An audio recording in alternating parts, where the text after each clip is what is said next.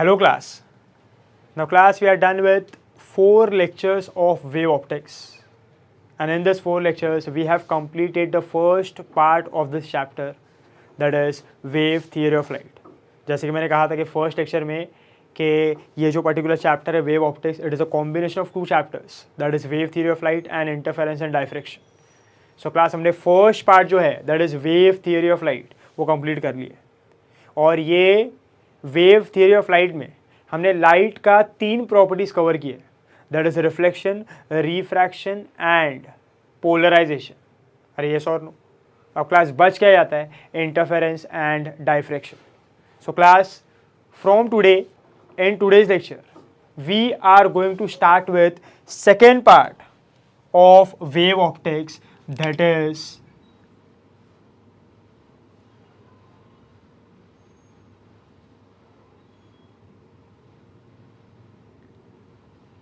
interference and diffraction. हम लोग start करेंगे विथ इंटरफेरेंस एंड डायफ्रैक्शन. अब क्लास, ये जो इंटरफेरेंस एंड डायफ्रैक्शन है it is an important part है. ये थोड़ा इम्पॉर्टेंट पार्ट है और थोड़ा क्रिटिकल भी है. समझने लायक है. इसके जो कॉन्सेप्ट्स है थोड़े क्रिटिकल कॉन्सेप्ट्स है और अच्छे कॉन्सेप्ट्स है, थोड़े हाई लेवल पे जाता है. सो समझने के लिए आपको थोड़ा सा अच्छे से अटेंशन दे के देखना होगा. So please see the video very carefully. पहले मैं बता दे रहा हूँ आपको कि ये जो पार्ट है थोड़ा सा क्रिटिकल है. कॉम्प्लिकेटेड नहीं कहूँगा, डिफ़िकल्ट नहीं कहूँगा, सिर्फ क्रिटिकल है. बहुत सारी चीज़ें होगी उसमें. सो आप अगर केयरफुली उसको ध्यान से देखोगे तो आपको बेटर तरीके से समझेगा. नाउ क्लास, चलो स्टार्ट करते हैं with interference and diffraction. Now class, the very first statement we give for interference and diffraction is कि ये जो इंटरफेरेंस एंड डायफ्रैक्शन है it is used to show wave nature of light. It is used to show wave nature of light. सबसे important और सबसे fundamental statement for interference and diffraction. दोनों जो property है वो दोनों प्रॉपर्टी किसके लिए यूज़ की जाती है? It is use to show wave nature of light. अब क्लास फर्स्ट लेक्चर में हमने जब बात किया था अबाउट नेचर ऑफ लाइट, तो हमने क्या कहा था? Dual nature. कि लाइट के पास वेव नेचर भी है और लाइट के पास पार्टिकल नेचर भी है. पार्टिकल नेचर के बारे में जो भी इंफॉर्मेशन है आपने वो मॉडर्न फिजिक्स में स्टडी की है, वो सब ठीक है. We are not considering particle nature now. वो पार्टिकल नेचर का बात अलग से होता है. अभी हमारा पूरा फोकस किस पे है? वेव नेचर पे. अब क्लास, हमने ये कहा कि लाइट के पास वेव नेचर है, light has wave nature. But class, हमने कहीं पे ये प्रूव नहीं किया कि लाइट के पास एक्चुअल में जो नेचर है वो वेव नेचर है. मतलब मेरा बोलने का मतलब ये है कि व्हेन वी से कि light has dual nature, light has wave nature, light has particle nature है, ये वो सब प्रूव होगा मॉडर्न फिजिक्स में. बट उसके पास वेव नेचर है, इसका एविडेंस कहाँ पे? कि वो एक्चुअल में वेव की तरीके से ट्रैवल करता है, ये प्रूव कहाँ पे हो रहा है? सो क्लास, ये वो दो प्रॉपर्टी है जो ये प्रूव करेगा कि लाइट के पास कौन सा नेचर होता है, दैट इज वेव नेचर. अब क्लास, आप ये कहोगे कि sir there were 3 properties, reflection, refraction और पोलराइजेशन. ये तीनों को भी तो वेव नेचर पे ही समझा गया. मतलब लाइट एज अ वेव लेके कंसिडर किया और फिर हमने उसको स्टडी किया. वो ठीक बात है. मतलब ऐसे बोल सकते हो जब सर रिफ्लेक्शन हो रहा है, रिफ्रैक्शन हो रहा है, सो रिफ्लेक्शन और रिफ्रैक्शन भी तो वेव ही करता है ना. सो अगर लाइट अगर रिफ्लेक्शन कर रहा है, लाइट अगर रिफ्रैक्शन कर रहा है, तो लाइट का नेचर तो वेव ही हुआ. बट क्लास, कैन आई से रिफ्लेक्शन और रिफ्रैक्शन, पर्टिकुलरली रिफ्लेक्शन, ये तो पार्टिकल भी कर सकता है ना. एक पार्टिकल भी तो रिफ्लेक्ट कर सकता है. मैं अगर बॉल को थ्रो करता हूँ ना वॉल, तो बॉल भी क्या करेगा? रिफ्लेक्ट करके वापस आएगा ना. So reflection and refraction can also be performed by a particle. मतलब रिफ्लेक्शन और रिफ्रैक्शन तो पार्टिकल नेचर भी शो कर सकता है. सो अगर लाइट को मैं पार्टिकल भी कंसिडर करता और रिफ्लेक्शन रिफ्रैक्शन करवाता तो शायद हो जाता. सो लाइट का नेचर कैसा आता? पार्टिकल. बट हमको ये प्रूव करना है कि लाइट इज अ वेव है. सो क्लास अभी रिफ्लेक्शन और रिफ्रैक्शन वो ऐसा प्रॉपर्टी है जो एक वेव भी कर सकता है तो एक पार्टिकल भी कर सकता है. सो कैन आई से एक 100% वेरिफिकेशन नहीं मिलता है ना कि लाइट वेव ही है. मतलब व्हेन वी से कि light as a wave reflection कर रहा है, light as a wave refraction कर रहा है, दैट इज फाइन.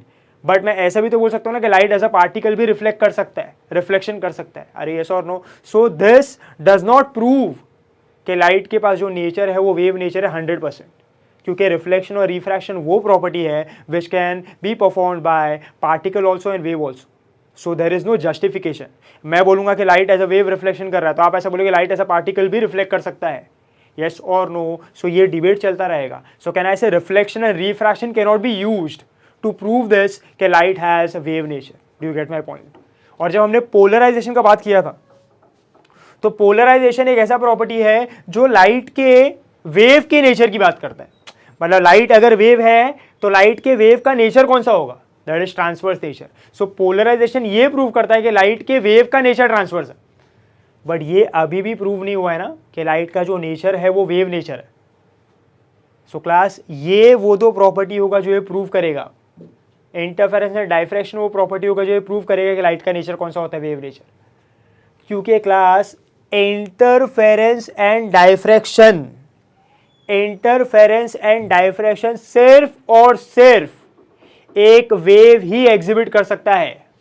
मतलब कोई चीज अगर वेव है तभी ही इंटरफेरेंस एंड डाइफ्रैक्शन पॉसिबल है, नहीं तो इंटरफेरेंस एंड डाइफ्रैक्शन पॉसिबल नहीं है.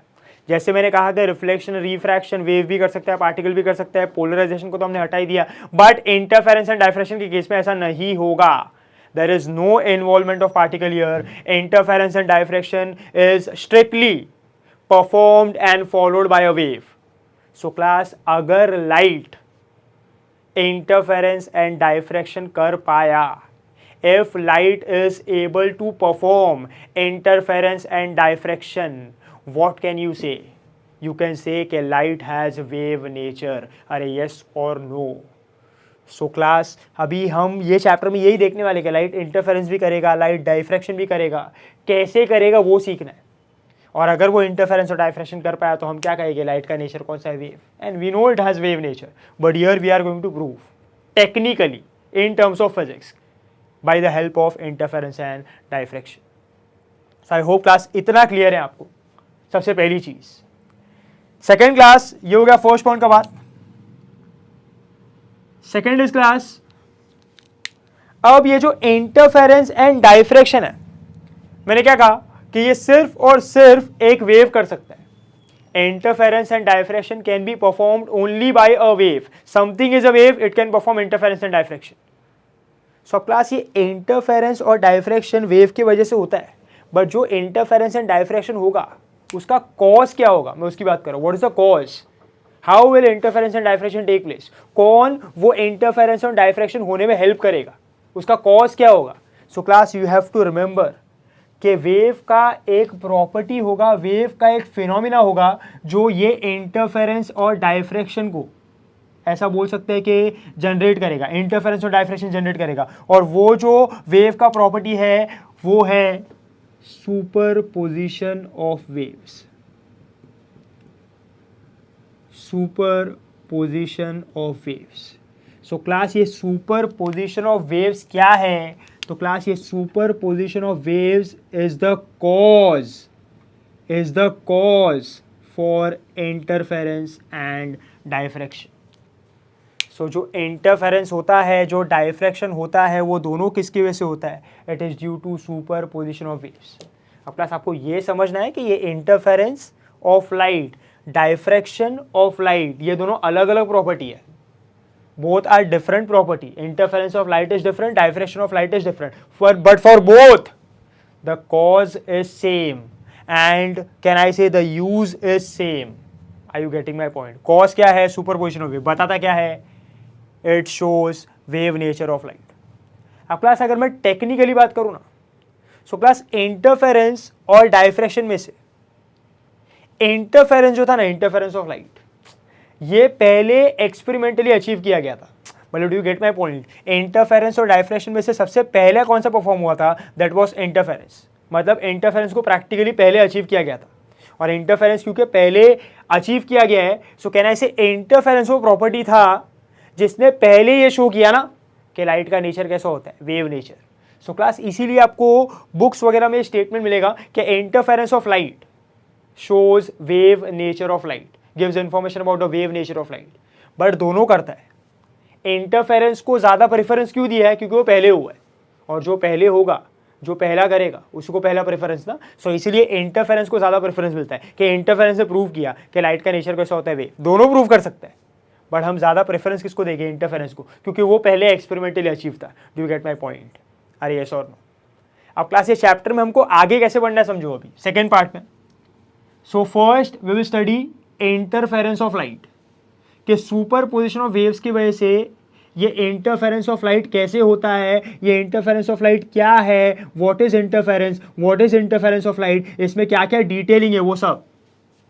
और फिर उसके बाद class superposition of waves की मदद से हम स्टडी करेंगे what is diffraction of light, कि डाइफ्रैक्शन क्या है, कैसे होता है, उसका मतलब क्या है, what is this, how it takes place, everything. So now we are going to divide the second part in two parts. First will be interference of light and second will be diffraction of light, but both are based on what? Superposition of waves. So I hope class this is very much clear with you.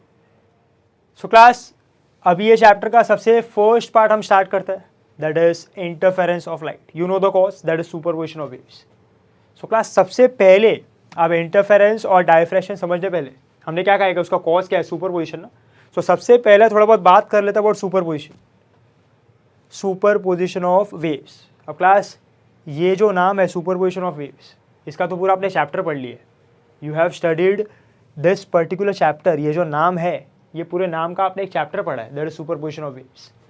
अगर आपको याद होगा तो superposition of waves आपने किया था इन terms of sound, है ना। थोड़ा सा अगर बेसिक इन्फॉर्मेशन दूँ तो सुपरपोजिशन ऑफ वेव्स में क्या होता है कि एक पर्टिकुलर मीडियम होगा, वो एक पर्टिकुलर मीडियम में there will be multiple sources of sound, और वो मल्टीपल वेव्स जनरेट करेगा, वो मल्टीपल वेव्स मीडियम में ट्रैवल करेगा, वो पर्टिकुलर मीडियम में वो अलग अलग पॉइंट पे ये मल्टीपल वेव जाके मिलता है, और जब वो एक पर्टिकुलर पॉइंट पे ये मल्टीपल वेव जाके मिलेगा फ्रॉम डिफरेंट सोर्सेज, सो ये जो इंडिविजुअल वेव्स है ये सुपर इम्पोज करेगी एक दूसरे के ऊपर और एक रिजल्टेंट वेव जनरेट करेगी।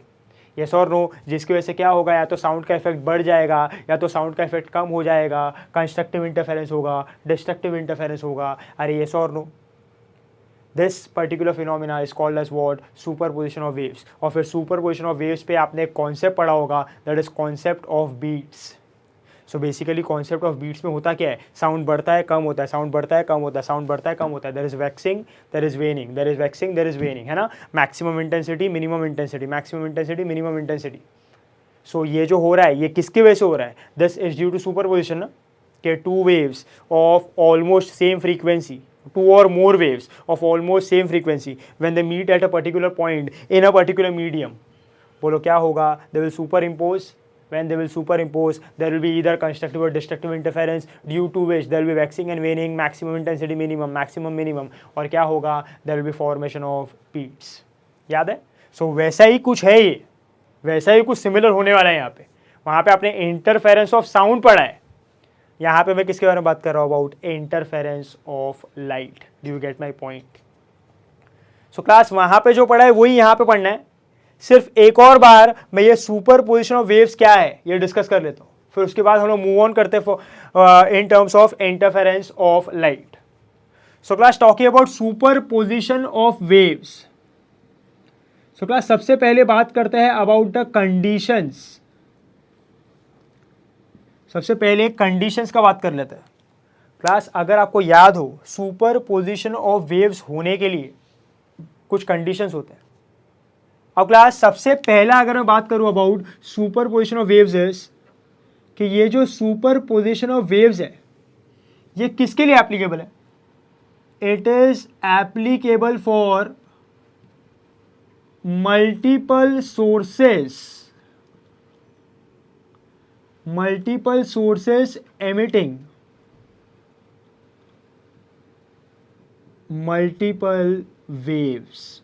ये स्टेटमेंट का मतलब आपको समझा होगा कि ये सुपरपोजिशन ऑफ वेव्स कब हो सकता है? जब एक मीडियम में, एक पर्टिकुलर मीडियम में एक से ज़्यादा सोर्सेज है वेव्स के, एक से ज़्यादा सोर्सेज वेव्स का मतलब क्या कि अगर मैं साउंड का बात करूं सो मान लो एक ही रूम में there are more than one sources, बोलो साउंड किससे आएगा, मैं एग्जांपल ले सकता हूं स्पीकर से।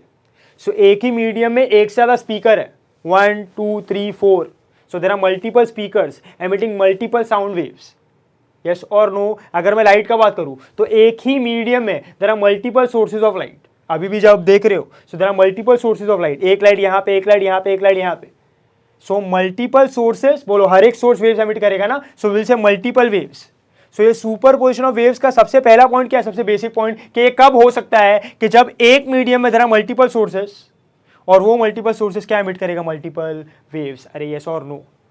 अब जब ये multiple sources multiple waves emit कर रहा है, सो क्लास इसमें भी इसके साथ एडिशन में और कुछ कंडीशंस होगी।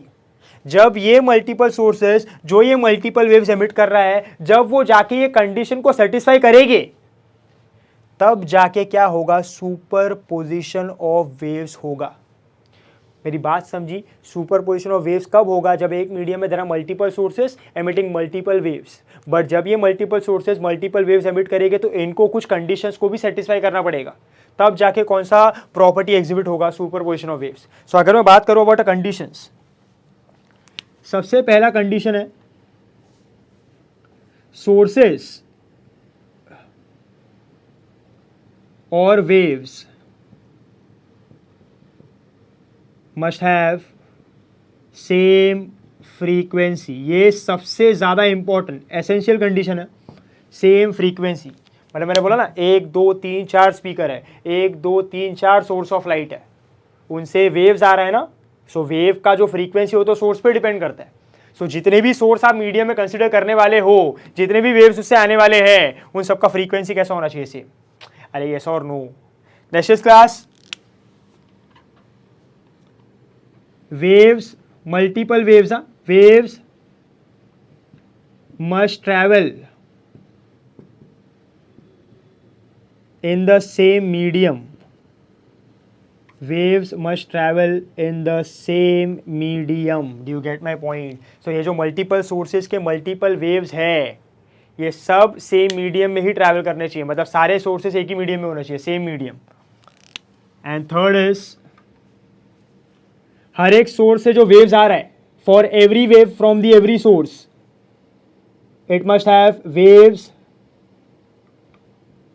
must have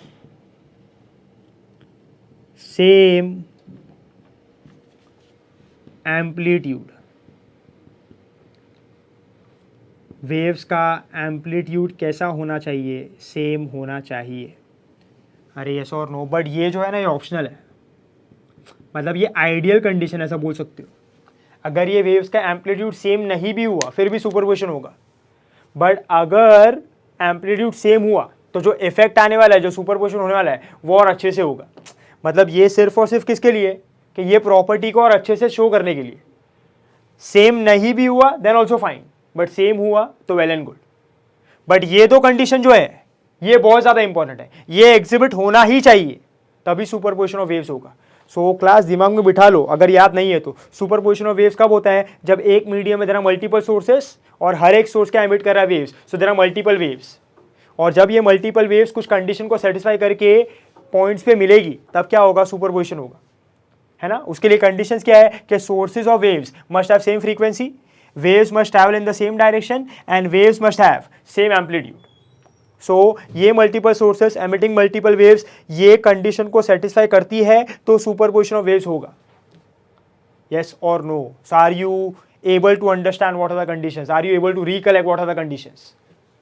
अब नेक्स्ट, अभी तक हमने ये समझा नहीं है कि सुपरपोजिशन ऑफ वेव्स होता क्या है। मैंने तो अभी आपको ये बताया कि कंडीशन क्या होगा, कौन करता है और उसका कंडीशन क्या है। अब ये समझते हैं कि वो होता क्या है। सो क्लास, सबसे पहले अगर मैं बात करूं उसके स्टेटमेंट की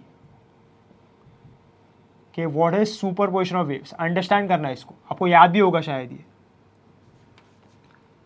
व्हेन 2 or more waves, है ना, from 2 or more sources, when 2 or more waves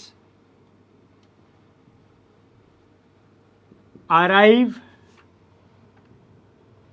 at a common point,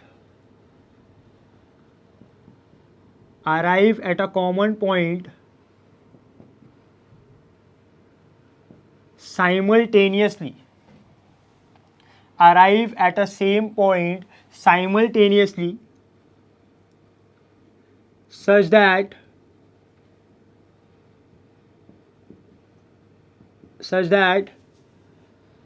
a resultant displacement at that point is vector sum of individual displacement of individual waves, that is, which is independent of each other. Once again I will repeat the statement. When two or more waves arrive at a common point simultaneously such that the resultant displacement at that particular point is vector sum of individual displacement of individual waves which is independent of each other, or which are independent of each other. इसका मतलब क्या होता है, अब ये understand करो. ये तो उसका स्टेटमेंट हो गया. Understand the meaning class. मान लो क्लास एक मीडियम है और वो एक पर्टिकुलर मीडियम में there are multiple sources. They can be multiple sources of sound, they can be multiple sources of light, or any particular sources. But in a particular medium, there are multiple sources like this. So मान लो ये एक source है S1, ये एक source है S2, ये एक source है S3. अब मान लो ये या तो सोर्सेज ऑफ लाइट है, ये या तो सोर्सेज ऑफ साउंड है. अब क्लास होगा क्या, हर एक सोर्स जो है वो क्या एमिट करेगा, वेव. यस और नो. तो हम ऐसा कंसिडर करें ये तीनों सोर्स जो है ना, ये तीनों source they are of same frequency. और बोलो तीनों सोर्स सेम मीडियम में है तो उनके वेव्स भी सेम मीडियम में ही ट्रैवल करने वाले हैं. और ऐसा मान के चल रहे कि उनका एम्पलीट्यूड भी कैसा है, सेम. तो बोलो तीनों कंडीशन सेटिस्फाई हो रहा है, तो सुपरपोजिशन होने के कंडीशन सेटिस्फाई हो रहे हैं. अब देखो सुपरपोजिशन कैसे होता है. अब बोलो क्या होगा क्लास, बोलो तीनों सोर्स वेव्स एमिट करेंगे ना. इसका मतलब क्या है, बोलो वेव्स एमिट कब होता है, जब ये तीनों सोर्स में क्या होगा, वाइब्रेशन है ना. वाइब्रेशन होगा तभी तो वेव आएगा. मतलब क्या, ऑसिलेशन. अरे मतलब क्या, और मैं क्या बोल सकता हूँ उसको, SHM. सो हम ऐसा कंसिडर कर रहे हैं कि कोई भी सोर्स हम जो लेंगे वो जब वेव एमिट करता है तो उसमें वाइब्रेशन होता है. वो जो वाइब्रेशन है वो ऑसिलेशन है, वो जो ऑसिलेशन है वो SHM है. The conditions are satisfied. So याद रखना यहाँ पे पूरे चैप्टर में कहीं पे भी जब मैं बोल रहा हूँ कि एक सोर्स वेव एमिट कर रहा है, मतलब वो सोर्स में जो पार्टिकल है वो क्या कर रहा है, SHM. और वो एक simple harmonic progressive wave generate कर रहा है. आई होप अभी आपको याद आ रहा है कि आपने ये सब किया हुआ है. सो बोलो ये सोर्स, ये सोर्स, ये सोर्स, तीनों में SHM हुआ तो ये तीनों सोर्स से वेव्स एमिट हुए, और जो वेव्स एमिट हो गए वो क्या है, simple harmonic progressive wave. They can be sound, they can be light. ऐसा. अरे यस और नो, ऐसा. नाउ मान लो, बोलो एक मीडियम में ये तीनों सोर्स ने वेव्स को एमिट किया है, they are in the same medium. तो बोलो ऐसा हो सकता है ना, बोलो हर एक सोर्स तो हर एक डायरेक्शन में वेव एमिट करेगा ना. So can I say class, ये पर्टिकुलर मीडियम में, जो भी पर्टिकुलर मीडियम में तीनों सोर्स है, वो पर्टिकुलर मीडियम में there will be different points ना, जहां पे तीनों सोर्स के वेव्स जाके मिलेंगे. बट ऑब्वियस क्लास, अगर मैं यहाँ पे एक सोर्स लूँ, यहाँ पे एक सोर्स लूँ, यहाँ पे एक सोर्स लूँ, so there will be multiple points in the medium ना, जहाँ पे ये तीनों सोर्स के वेव जाके मिलेंगे. मतलब इससे एक वेव गया इधर, इससे एक वेव गया इधर, इससे एक वेव गया इधर. ऐसा पॉइंट ले लो यहाँ पे, इधर से आया, इधर से आया, इधर से आया. यस ना. सो अब ये तीनों सोर्स की वजह से वेव्स एमिट हुआ है, और ये तीनों सोर्स के वेव्स एमिट होके एक पर्टिकुलर कॉमन पॉइंट पे पहुंचते हैं. ऐसा, लाइक दिस. ऐसा ले रहा हूं मैं. अब क्लास बोलो क्या होगा, ये तीनों सोर्स के जो वेव्स एक पर्टिकुलर कॉमन पॉइंट पे पहुंचे ना, सो क्लास अब देखो होता क्या है, बोलो अगर ये वेव की बात किया तो ये वेव में पार्टिकल क्या कर रहा है, वाइब्रेट कर रहा है, मतलब उसका एसएचएम कर रहा है, तो उसका क्या होगा, डिस्प्लेसमेंट होगा ना। सो मान लो ये वेव का जो डिस्प्लेसमेंट है पार्टिकल का, दैट इज y1 बार, है ना। हर एक वेव में डिस्प्लेसमेंट होगा ना उसका। बोलो इसका क्या होगा डिस्प्लेसमेंट, y2 बार, और इसका डिस्प्लेसमेंट क्या होगा, y3 बार। सो क्लास ये पहले सोर्स का वेव, दूसरे सोर्स का वेव, तीसरे सोर्स का wave with their individual displacement travel कर रहे हैं और एक पर्टिकुलर कॉमन पॉइंट पे आता है। बोलो जैसे ही वो ये कॉमन पॉइंट पे आके मिलेंगे, कहना ऐसे ये पॉइंट पे होगा क्या, बोलो ये वेव जब आएगा तो अब ये जो अपना वाइब्रेशन है इसको पास ऑन करेगा ना। ये जो अब आएगा तो ये अपना वाइब्रेशन इसको पास ऑन करेगा, ये जब आएगा ये अपना वाइब्रेशन इसको पास ऑन करेगा। तो बोलो क्या होगा, ये पार्टिकल अब जो वो पॉइंट पे पहुंचा है वो भी क्या करेगा, वाइब्रेट। बट क्लास जब ये पार्टिकल वाइब्रेट करेगा, this particle will vibrate with a displacement y bar, and this resultant displacement of this particular point, say p, will be vector sum of individual displacement of the waves which are arriving at that particular point. सो यहाँ पे जो अब resultant wave बनने वाला है, यहाँ पे अब जो रिजल्टेंट वेव बनने वाला है वो रिजल्टेंट वेव का डिस्प्लेसमेंट जो होगा वो वेक्टर सम होगा हर एक वेव के डिस्प्लेसमेंट का, हर एक वेव के डिस्प्लेसमेंट का। मतलब मुझे यहाँ पे कहीं पे ऐसा एक रिजल्टेंट वेव मिलेगा जिसका डिस्प्लेसमेंट ये होगा y1 बार प्लस y2 बार प्लस y3 बार। मतलब क्लास हुआ क्या, कैन आई से ये वेव ये वेव ये वेव कंबाइन हुए और कंबाइन होके एक रिजल्टेंट वेव बनाया, having resultant displacement which is vector sum of the individual displacement of the individual wave. इसने अपना डिस्प्लेसमेंट इसको दिया तो ये वाइब्रेट हुआ इसकी वजह से, इसने अपना डिस्प्लेसमेंट दिया तो ये वाइब्रेट हुआ इसकी वजह से, इसने अपना डिस्प्लेसमेंट दिया तो ये वाइब्रेट हुआ इसकी वजह से। एनर्जी दे रहा है ना उसको, तो ये पार्टिकल जब वाइब्रेट कर रहा है तो उसमें उसका भी कंट्रीब्यूशन है, इसका भी कंट्रीब्यूशन है, इसका भी कंट्रीब्यूशन है, तीनों का मिलकर उसका डिस्प्लेसमेंट आया। कुछ ऐसे वो वाइब्रेशन करेगा ऐसे और एक वेव जनरेट करेगा, रिजल्टेंट वेव। सो क्लास हुआ क्या, ये तीनों वेव मिलके एक वेव बना रहे, मतलब क्या ये तीनों वेव कंबाइन होके एक वेव बना रहे ना। कंबाइन मतलब क्या हो रहा है, ऐड, और एडिशन का मतलब भी टेक्निकली क्या होता है, सुपरपोजिशन।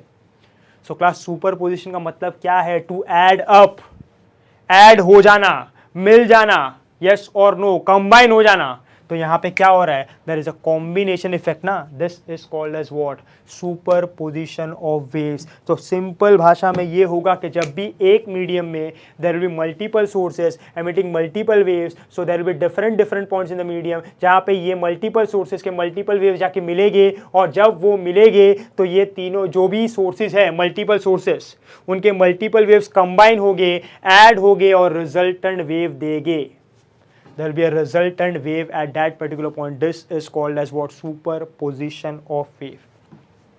अब क्लास यहाँ पे एक लास्ट स्टेटमेंट ऐसा लिखा है कि is independent of each other. इसका मतलब ये होता है कि ये जो उसको अपना डिस्प्लेसमेंट दे रहा है, ये जो अपना डिस्प्लेसमेंट दे रहा है और ये जो अपना डिस्प्लेसमेंट दे रहा है, वो तीनों एक दूसरे से इंडिपेंडेंट है। मतलब ये y1 दे रहा है तो इसको इससे लेना देना नहीं है, ये y2 दे रहा है तो उसको इससे लेना देना नहीं है, ये y3 दे रहा है तो उसको इससे लेना देना नहीं है। They are participating individually, they are participating independently. मतलब ये जब उसको अपना डिस्प्लेसमेंट दे रहा है तो उसको फर्क नहीं पड़ता कि ये है कि नहीं है। सिमिलरली इन दोनों के लिए भी ये है ये नहीं है, उसको फर्क नहीं पड़ रहा, वो अपना काम कर रहा है जाके इंडिपेंडेंटली, इसका सपोर्ट नहीं ले रहा है। Are you getting my point? इसको, ये पर्टिकुलर फिनोमिना को, ये पर्टिकुलर प्रॉपर्टी को हम लोग क्या कहते हैं, सुपरपोजिशन। सो वेव्स के पास ये एबिलिटी है कि मल्टीपल वेव्स ऐड हो सकती है, मल्टीपल वेव्स कंबाइन हो सकती है और एक नया वेव बना सकती है। ये प्रॉपर्टी को हम लोग क्या कहते हैं, सुपरपोजिशन। बट उसके लिए कुछ कंडीशंस है, उसके लिए कुछ पर्टिकुलर पॉइंट्स है जो सेटिस्फाई होने चाहिए, तभी ये होगा। So this are the condition, this is what happens and this is actually what is superposition of waves is all about. अरे यस और no? I hope class this is very much clear with you. Now class अब हमको understand करना है कि interference क्या होता है। सुपरपोजिशन ऑफ वेव्स तो हमें समझ लिया। Now understand what is the meaning of interference of waves, interference of light. ये समझना। अब क्लास जो 15-20 मिनट का मैं एक्सप्लेनेशन देने वाला हूँ यहाँ पे, ये बहुत ही क्रिटिकल है, बहुत ही समझने लायक इन्फॉर्मेशन है। ये समझेगा कोई आगे चैप्टर में आपको बहुत ज़्यादा मज़ा आने वाला है।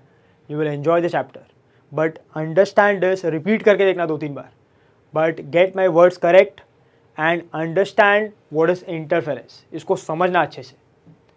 अब क्लास आपने जब सुपरपोजिशन ऑफ वेव्स पढ़ा होगा, उसमें आपने स्टडी किया होगा wave motion. So class tell me, wave motion क्या करता है, what is wave motion? So आपने सीखा है ना, वेव मोशन, वेव का जो ट्रैवलिंग है एक पॉइंट से दूसरे पॉइंट, वो बेसिकली क्या करता है, वो बेसिकली ट्रांसफर करता है एनर्जी ना। Wave motion is a mode of transfer of energy. हम जब भी एक पॉइंट से दूसरे पॉइंट पे कोई भी वेव भेजते हैं तो वो अपने साथ क्या ट्रांसफर करती है, एनर्जी। आपने कोई भी एक लाइट के सोर्स को ऑन किया तो बोलो उसमें से लाइट आया in the form of waves. So wave वो पर्टिकुलर पॉइंट से हम तक आ रहा है ना, मतलब वो क्या ट्रांसफर कर रहा है, एनर्जी। कौन सा एनर्जी, लाइट एनर्जी। आपने कोई सोर्स ऑफ साउंड को स्टार्ट किया, बोलो उसमें से साउंड वेव्स बाहर आया। सो वो साउंड वेव जब ट्रैवल करता है एक पॉइंट से दूसरे पॉइंट, तो बोलो क्या ट्रांसफर होता है, साउंड एनर्जी ना। सो वेव्स क्या करता है, वेव्स जब ट्रैवल करता है तो वो एनर्जी को ट्रांसफर करता है from one point two another point.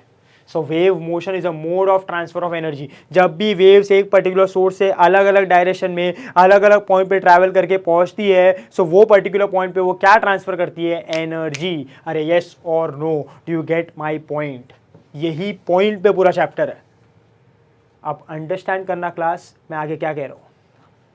मान लो क्लास मैंने एक सिंगल सोर्स लिया है, अभी मैं मल्टीपल सोर्स की बात नहीं कर रहा हूं, मैंने एक सिंगल सोर्स लिया है। You can say single source of sound, single source of light, anything. I have taken a single source, और ये सिंगल सोर्स को मैंने यहाँ पे प्लेस किया। चलो साउंड का ले लेते हैं, मैंने एक स्पीकर लिया है ना, कुछ भी एक पर्टिकुलर स्पीकर लिया, मोबाइल फोन लिया, कुछ भी जिससे साउंड आने वाला है, और मैंने उस सिंगल सोर्स को रखा है यहाँ पे।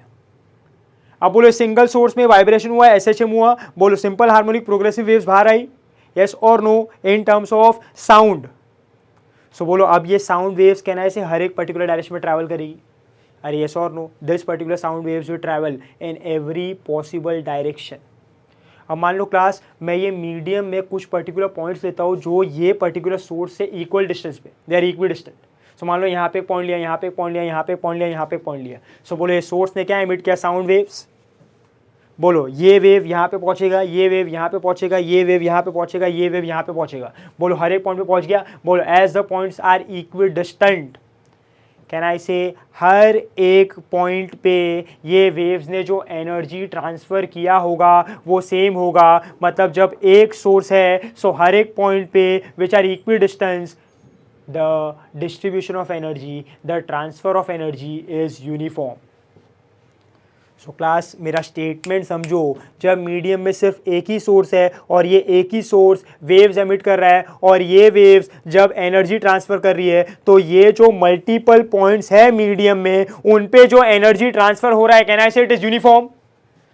सो एक सोर्स की वजह से जो एनर्जी का डिस्ट्रीब्यूशन होता है वो हमेशा कैसा होता है, यूनिफॉर्म होता है मीडियम में। समझा ना आपको, एक पर्टिकुलर सोर्स है, इधर भी वेव गया, इधर भी वेव गया, इधर भी वेव गया, इधर भी वेव गया, all the points are similar. So बोलो transfer of energy at every different point will be same or different? Same ना? So it is uniform or non-uniform? Uniform. The energy distribution is uniform for a single source. ये याद रखो अभी के लिए। अब मान लो क्लास मैंने एक ही मीडियम में फिर से अब एक सोर्स नहीं मल्टीपल सोर्सेज ऑफ साउंड लिए।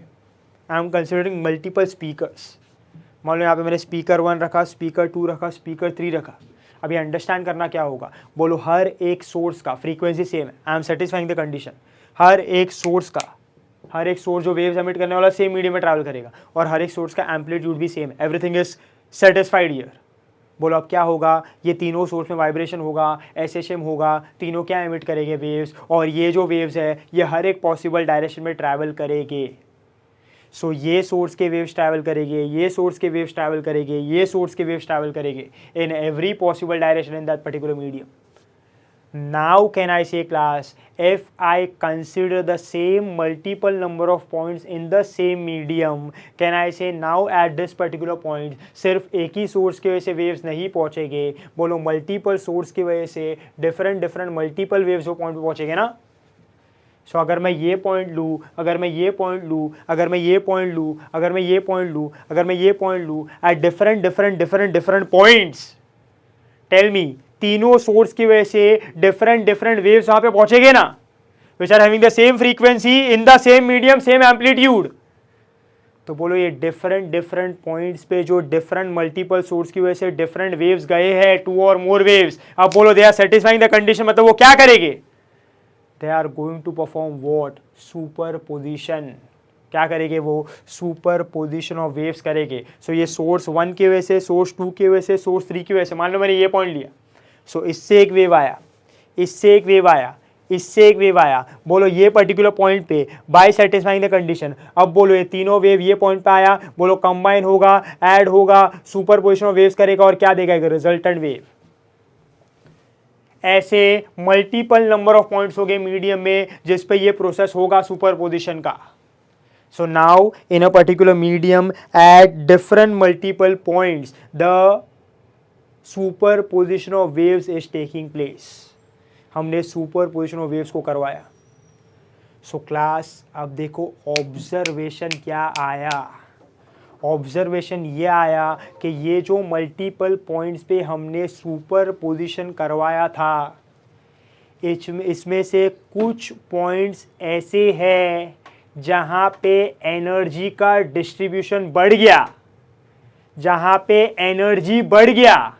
बोलो एनर्जी के लिए मैं और एक वर्ड यूज कर सकता हूँ, दैट इज इंटेंसिटी, है ना, intensity of sound, intensity of light. Intensity of sound का मतलब क्या, लाउडनेस। इंटेंसिटी ऑफ लाइट का मतलब क्या, ब्राइटनेस। सो एनर्जी को I can also call it in terms of intensity, you should know this. तो ऑब्जर्वेशन क्या आया, what is the observation, when at different points due to superposition at different points, now it is observed कि there are some points जहां पे energy बढ़ चुका है। Superposition of waves होने के बाद there are some points जहां पे एनर्जी बढ़ चुका है, इंटेंसिटी बढ़ चुका है, and there are some points जहां पे एनर्जी कम हो चुका है, इंटेंसिटी कम हो चुका है। ये कब हो रहा है, जब क्या हो रहा है, सुपरपोजिशन ऑफ वेव्स। मेरी बात को समझो।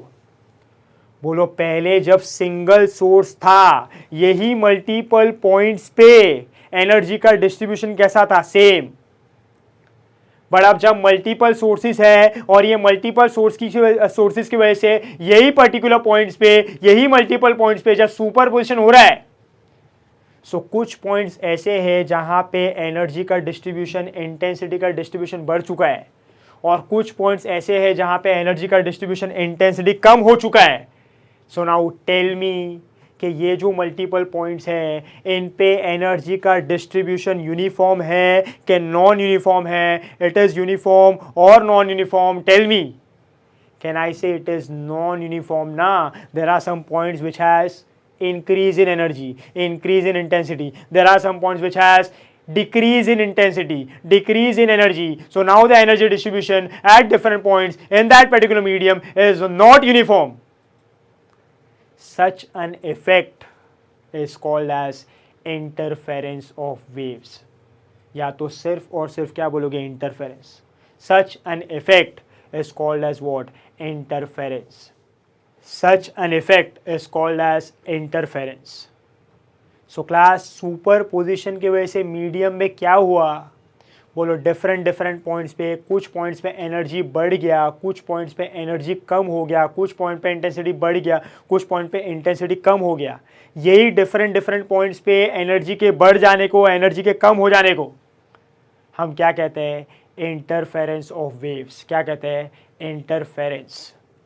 सो क्लास, अब मैं इंटरफेरेंस को डिफाइन कैसे करूंगा, ध्यान से सुनना। बोलो जब एक सोर्स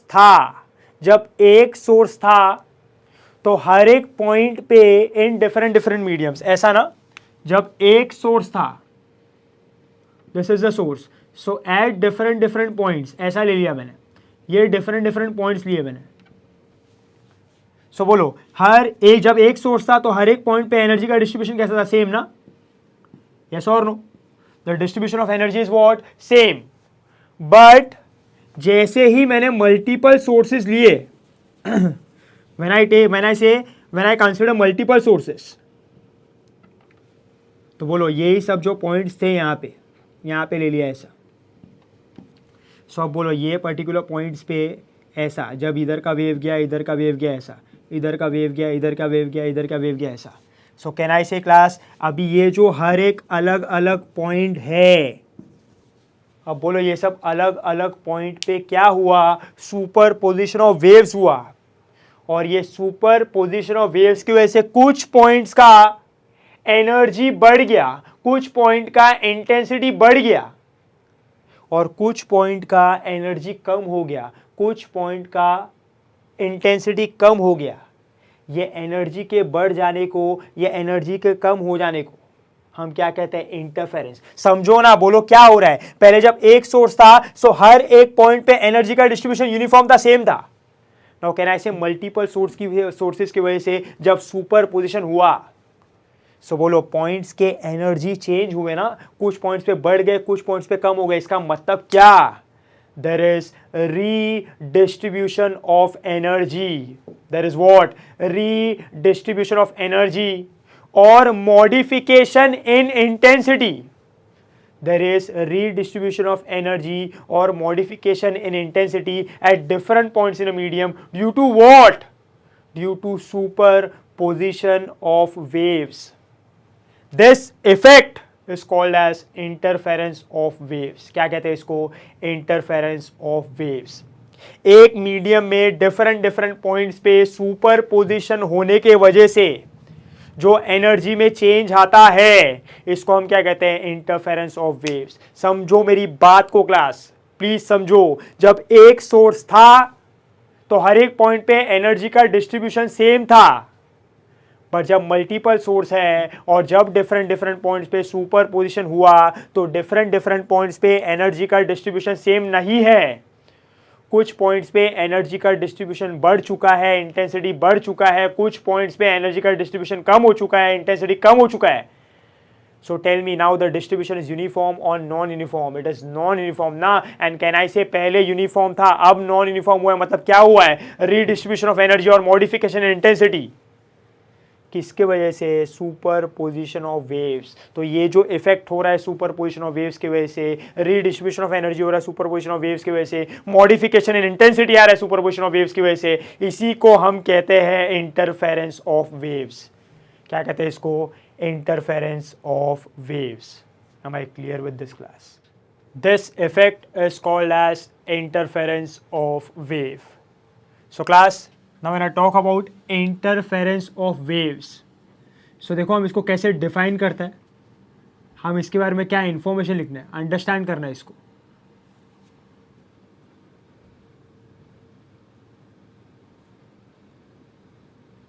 सो क्लास, सबसे पहला point about interference of waves is, can I say, ये किसकी वजह से हो रहा है, ये किसका इफेक्ट है, सुपरपोजिशन का ना।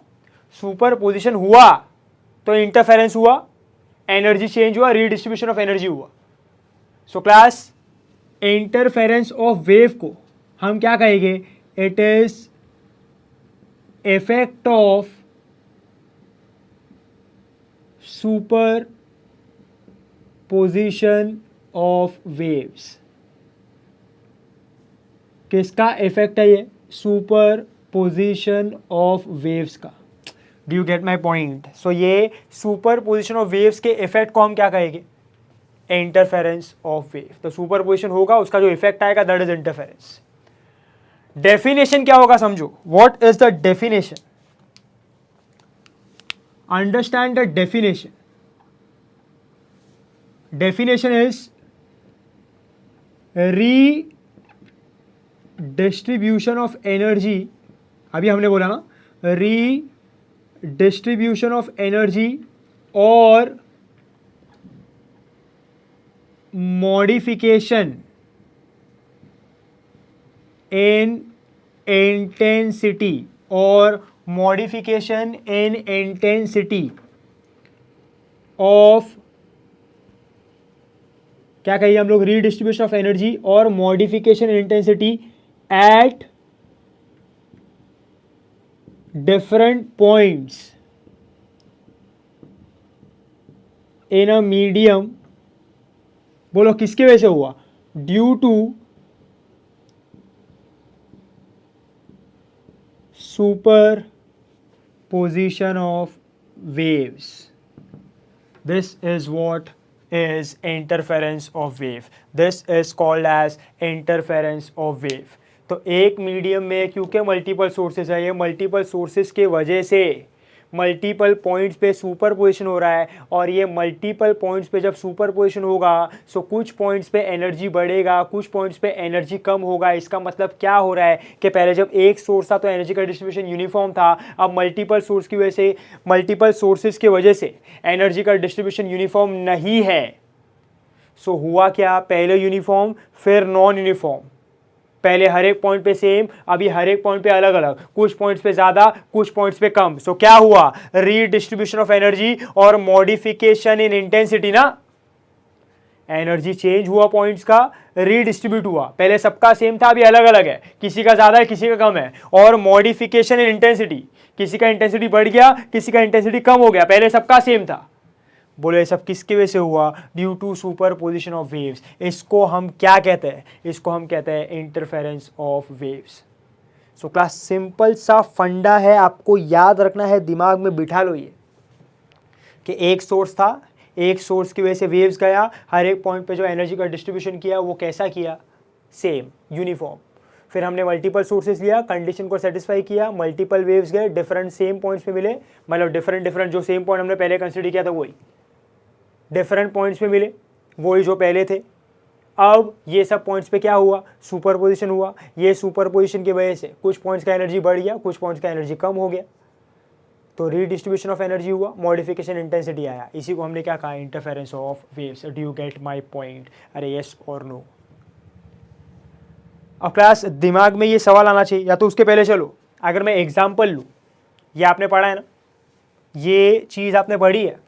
If I take example in terms of sound waves, तो साउंड वेव्स में होता है ना, सोर्स है, पहले एक सिंगल सोर्स है, तो सिंगल सोर्स का साउंड हर एक पॉइंट पे गया, सो हर एक पॉइंट पे जो साउंड का डिस्ट्रीब्यूशन है, एनर्जी का डिस्ट्रीब्यूशन वो यूनिफॉर्म है, हर एक जगह पे सेम साउंड सुनाई दे रहा है. बट अगर मैं ऐसा कंसिडर करूँ कि अब मल्टीपल सोर्सेज है साउंड के, मल्टीपल स्पीकर्स है, सो क्लास क्या होगा, बोलो, इनसे वेव्स निकलेंगे, डिफरेंट पॉइंट्स पे मिलेंगे, सुपरपोजिशन होगा, सुपरपोजिशन की वजह से कुछ पॉइंट्स का एनर्जी बढ़ेगा, कुछ पॉइंट्स का एनर्जी कम होगा. तो आपने सुपरपोजिशन ऑफ वेव्स चैप्टर में पढ़ा है ना ये, कि कुछ पॉइंट्स पे साउंड का एनर्जी बढ़ जाएगा, मतलब लाउडनेस बढ़ जाएगा, इंटेंसिटी बढ़ जाएगा, और कुछ पॉइंट्स पे लाउडनेस कम हो जाएगा, इंटेंसिटी कम हो जाएगा, साउंड कम सुनाई देगा. इसी को आपने क्या कहा था, रीडिस्ट्रीब्यूशन ऑफ एनर्जी और modification in intensity of sound, जिसको आपने नाम दिया था क्या, interference of sound waves. Yes और no. I can also take example of water waves.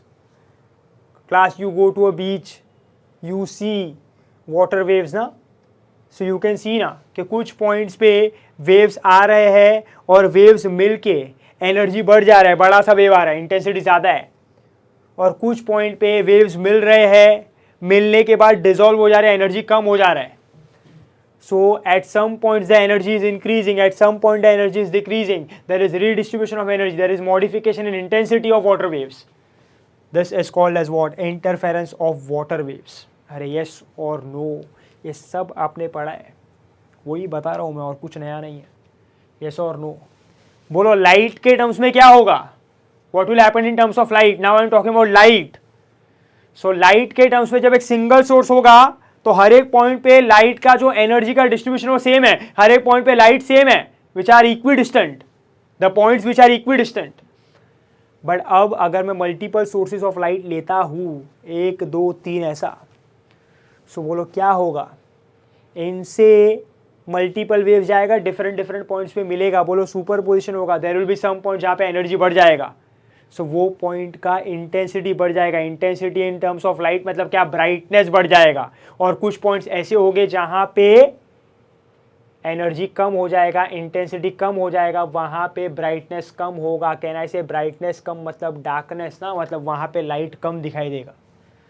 इसको आप क्या कहोगे, this effect due to superposition will be called as what, interference. And interference of what, interference of light waves. क्या कहोगे इसको, interference of light waves. So sound के terms में क्या, लाउडनेस और डलनेस इन साउंड, वाटर के terms में क्या, या तो एक बड़ा सा वेव या तो एक छोटा सा wave. And in terms of light, what? Brightness or darkness. More bright, less bright.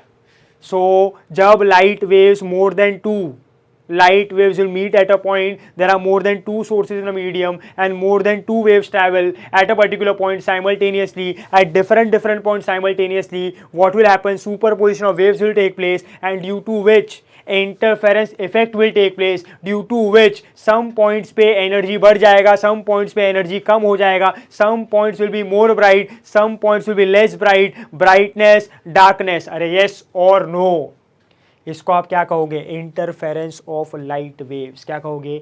Interference of light waves. समझ में आ रहा है क्या class? Are you getting my point? अब क्लास ये जो हमने कहा है कि कुछ पॉइंट्स पे एनर्जी बढ़ रहा है, कुछ पॉइंट्स पे एनर्जी कम हो रहा है. At some points intensity is increasing, at some points intensity is decreasing. ऐसा क्यों हो रहा है? Why is this happening? Why? What is the reason? So class understand करना. बोलो हमने क्या बोला है? जब डिफरेंट पॉइंट्स पे सुपरपोजिशन हो रहा है तो उसका इफेक्ट इंटरफेरेंस है ना. मतलब ये जो भी हो रहा है, एनर्जी का बढ़ना, एनर्जी का कम होना, ये क्या है? इंटरफेरेंस है ना. कुछ पॉइंट्स पे इंटरफेरेंस हो रहा है तो एनर्जी बढ़ रहा है, कुछ पॉइंट्स पे इंटरफेरेंस हो रहा है तो एनर्जी कम हो रहा है. क्लास ऐसे इसीलिए हो रहा है. This is taking place because ये जो इंटरफेरेंस है ना, इंटरफेरेंस ये दो टाइप का होता है. This interference is of two types. Understand my point. At different points the energy which is changing, the intensity which is changing, उसी को हम क्या कहते हैं? इंटरफेरेंस. रीडिस्ट्रीब्यूशन ऑफ एनर्जी और मॉडिफिकेशन इंटेंसिटी. सो हमने बोला है कि कुछ पॉइंट्स पे एनर्जी बढ़ जा रहा है, कुछ पॉइंट्स पे एनर्जी कम हो रहा है, तो कुछ पॉइंट्स पे इफेक्ट अलग है, कुछ पॉइंट पे इफेक्ट अलग है. ऐसा क्यों हो रहा है? क्योंकि दो टाइप के इफेक्ट है, दो टाइप के इंटरफेरेंस है. और वो दो टाइप के इंटरफेरेंस कौन से हैं? Yes yes yes, you know. First is what? constructive interference.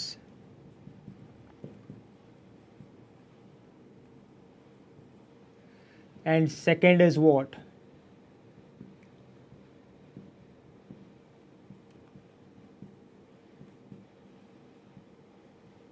Destructive interference. पहला कौन सा है? Constructive interference. दूसरा कौन सा है? Destructive interference. सो क्लास जब एक मीडियम में जब सुपरपोजिशन ऑफ वेव्स होता है डिफरेंट पॉइंट्स पे, और जब डिफरेंट पॉइंट्स पे से effect of superposition of waves की वजह से इंटरफेरेंस होता है, सो वो डिफरेंट पॉइंट्स पे या तो कंस्ट्रक्टिव इंटरफेरेंस होगा या तो डिस्ट्रक्टिव इंटरफेरेंस होगा. अगर कंस्ट्रक्टिव इंटरफेरेंस होगा, if constructive interference will take place, intensity और energy will increase. अगर destructive interference होगा, so वो points पे energy will decrease, intensity will decrease. जो point पे constructive interference होगा वो पॉइंट पे एनर्जी बढ़ जाएगा, इंटेंसिटी बढ़ जाएगा. जो पॉइंट पे डिस्ट्रक्टिव इंटरफेरेंस होगा वो पॉइंट पे एनर्जी कम हो जाएगा, इंटेंसिटी कम हो जाएगा. तो हमने क्या बोला कि एक मीडियम में डिफरेंट पॉइंट्स पे या तो एनर्जी बढ़ रहा है या तो एनर्जी कम हो रहा है. तो हम क्या कहेंगे? वो डिफरेंट पॉइंट्स पे या तो कंस्ट्रक्टिव इंटरफेरेंस हो रहा है या तो डिस्ट्रक्टिव इंटरफेरेंस हो रहा है. There are some points where constructive interference takes place, there are some point where destructive interference takes place. The point at which constructive interference is taking place, energy increases, intensity increases. The point at which destructive interference is taking place, energy decreases, intensity decreases. अरे yes or no? समझ में आ रहा है क्या class? Are you getting my point? तो अब होता क्या है, जब एक पर्टिकुलर मल्टीपल सोर्सेज होते हैं मीडियम में, तो ये मल्टीपल सोर्सेज से जब मल्टीपल वेव जाते हैं डिफरेंट पॉइंट्स पे और सुपरपोजिशन करते हैं, तो कुछ पॉइंट्स पे ये सुपरपोजिशन का जो इफेक्ट होता है दैट इज इंटरफेरेंस, वो किसके टर्म्स में होता है? कंस्ट्रक्टिव. और कुछ पॉइंट्स पे जो सुपरपोजिशन का इफेक्ट होता है इंटरफेरेंस, वो किसके टर्म्स में होता है? डिस्ट्रक्टिव. जहाँ पे कंस्ट्रक्टिव होता है वहाँ पे एनर्जी बढ़ जाता है, इंटेंसिटी बढ़ जाता है. जहाँ पे डिस्ट्रक्टिव होता है वहाँ पे एनर्जी कम हो जाता है, इंटेंसिटी कम हो जाता है. Do you get my point? अरे यस और नो? अब क्लास ये कैसे पता चलेगा? सर हमारा डाउट ये है कि हमें कैसे पता चलेगा कि मीडियम में कौन से पॉइंट्स पे कंस्ट्रक्टिव इंटरफेरेंस होगा और कौन से पॉइंट्स पे डिस्ट्रक्टिव इंटरफेरेंस होगा. सो क्लास हमको आगे अभी यही सीखना है कि कंस्ट्रक्टिव इंटरफेरेंस कौन से पॉइंट्स पे होगा ये हमको कैसे पता चलेगा, डिस्ट्रक्टिव इंटरफेरेंस कौन से पॉइंट पे होगा ये हमको कैसे पता चलेगा, क्लास कौन से पॉइंट पे कंस्ट्रक्टिव होगा कौन से पॉइंट पे डिस्ट्रक्टिव होगा, ये डिपेंड करता है on the condition. There are some conditions on which the interference will depend. Constructive interference के लिए कुछ कंडीशन अचीव करना पड़ेगा, डिस्ट्रक्टिव इंटरफेरेंस के लिए कुछ कंडीशन अचीव करना पड़ेगा. जो पॉइंट्स पे कंस्ट्रक्टिव इंटरफेरेंस का कंडीशन अचीव होगा वो पॉइंट पे कंस्ट्रक्टिव होगा, जो पॉइंट पे डिस्ट्रक्टिव इंटरफेरेंस का कंडीशन अचीव होगा वो पॉइंट पे डिस्ट्रक्टिव इंटरफेरेंस होगा. अब वो कंडीशन क्या है सर, तो वो कंडीशन क्या है क्या नहीं है कैसे होगा क्या होगा वही सब तो आगे सीखना है हमको. Do you get my point? अरे यस और no. So you have to understand this. When I say this कि एक पर्टिकुलर जब मैं साउंड के सोर्सेज कंसिडर कर रहा हूँ मल्टीपल और डिफरेंट पॉइंट्स पे, सीखा है ना आपने सुपरपोजिशन ऑफ वेव्स में कि डिफरेंट पॉइंट्स पे हमने क्या बोला है कि कुछ पॉइंट्स पे साउंड का लाउडनेस बढ़ रहा है, कुछ पॉइंट पे साउंड का लाउडनेस कम हो रहा है. तो जहाँ पे बढ़ रहा है वहाँ पे क्या हो रहा है कंस्ट्रक्टिव इंटरफेरेंस, जहाँ पे कम हो रहा है वहाँ पे क्या हो रहा है डिस्ट्रक्टिव इंटरफेरेंस. वाटर वेव्स में जहाँ पे वाटर वेव्स बढ़ रहा है वहाँ पे क्या हो रहा है कंस्ट्रक्टिव इंटरफेरेंस, जहाँ पे कम हो रहा है वहाँ पे क्या हो रहा है डिस्ट्रक्टिव इंटरफेरेंस. अरे यस और no.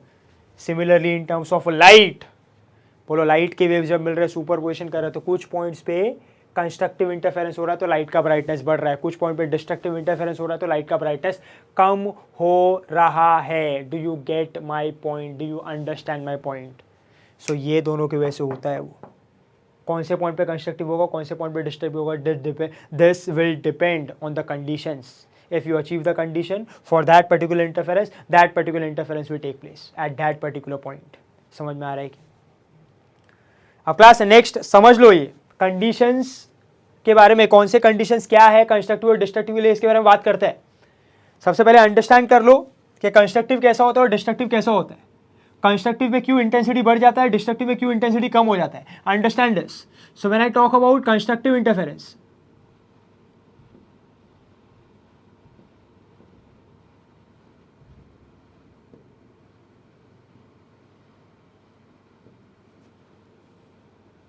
When I talk about constructive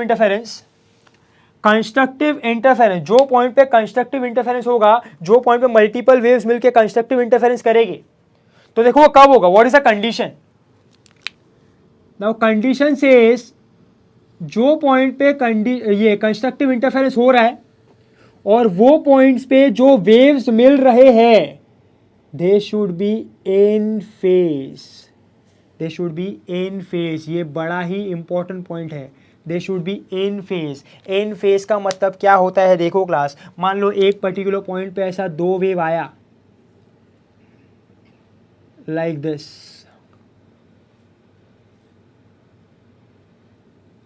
दो वेव आया ऐसा, देयर आर टू वेव्स. बोलो ये क्या है, this is A, this is minus A, this is A, this is minus A. अब बोलो ये दोनों वेव एक पॉइंट पे मिला तो बोलो क्या होगा, इनका सुपरपोजिशन होगा, ये ऐड होने की कोशिश करेगा. सो कहना इसे जब ये ऐड होने की कोशिश करेगा, जब ये ऐड होगा कंबाइन होगा, तो जब ये कंबाइन होगा तो कहना इसे इसके क्रैश के लिए इसका क्रैश है, इसके ट्रफ के लिए इसका ट्रफ है, तो इसका क्रैश इसके क्रैश के ऐड होगा, इसका ट्रफ इसके ट्रफ के ऐड होगा. सो कहना इसे crash for crash, trough for trough. जब ऐसा होता है सो उनको कहा जाता है इन फेज. इन फेज. सो मान लो आपने एक मीडियम में डिफरेंट सोर्सेज लिए, वो डिफरेंट सोर्सेज से डिफरेंट वेव्स गए, एक पर्टिकुलर पॉइंट पे मिले. जब वो एक पर्टिकुलर पॉइंट पे डिफरेंट वेव्स मिलेंगे और वो जो डिफरेंट वेव्स है if they are in phase, मतलब वो जो वेव्स है अगर उन सबका क्रेस्ट एक साथ है, अगर उन सबका ट्रफ एक साथ है, so they are called to be in phase. और जब वो इन फेज होंगे तब वो क्या करेंगे कंस्ट्रक्टिव इंटरफेरेंस, मतलब वो ऐड हो जाएंगे. और ऐड किस तरीके से होंगे, तो कहना ऐसे क्रैश के साथ मिलेगा ट्रफ, ट्रफ के साथ मिलेगा क्रैश के साथ ऐड होगा, ट्रफ के साथ ऐड होगा. सो कहना ऐसे अब जब वो ऐड हो जाएगा तो बोलो इसका एम्पलीट्यूड ए, बोलो ये कितना हो जाएगा 2a. यस और नो. और ये कितना है -2a. यस और नो. तो बोलो एम्पलीट्यूड बढ़ गया ना, और एम्पलीट्यूड बढ़ेगा मतलब क्या बढ़ जाएगा एनर्जी, एनर्जी बढ़ेगा मतलब क्या बढ़ जाएगा intensity. So here what happens, here amplitude increases, intensity increases. energy increases. This is what constructive interference. This is what constructive interference. Next is class. Second is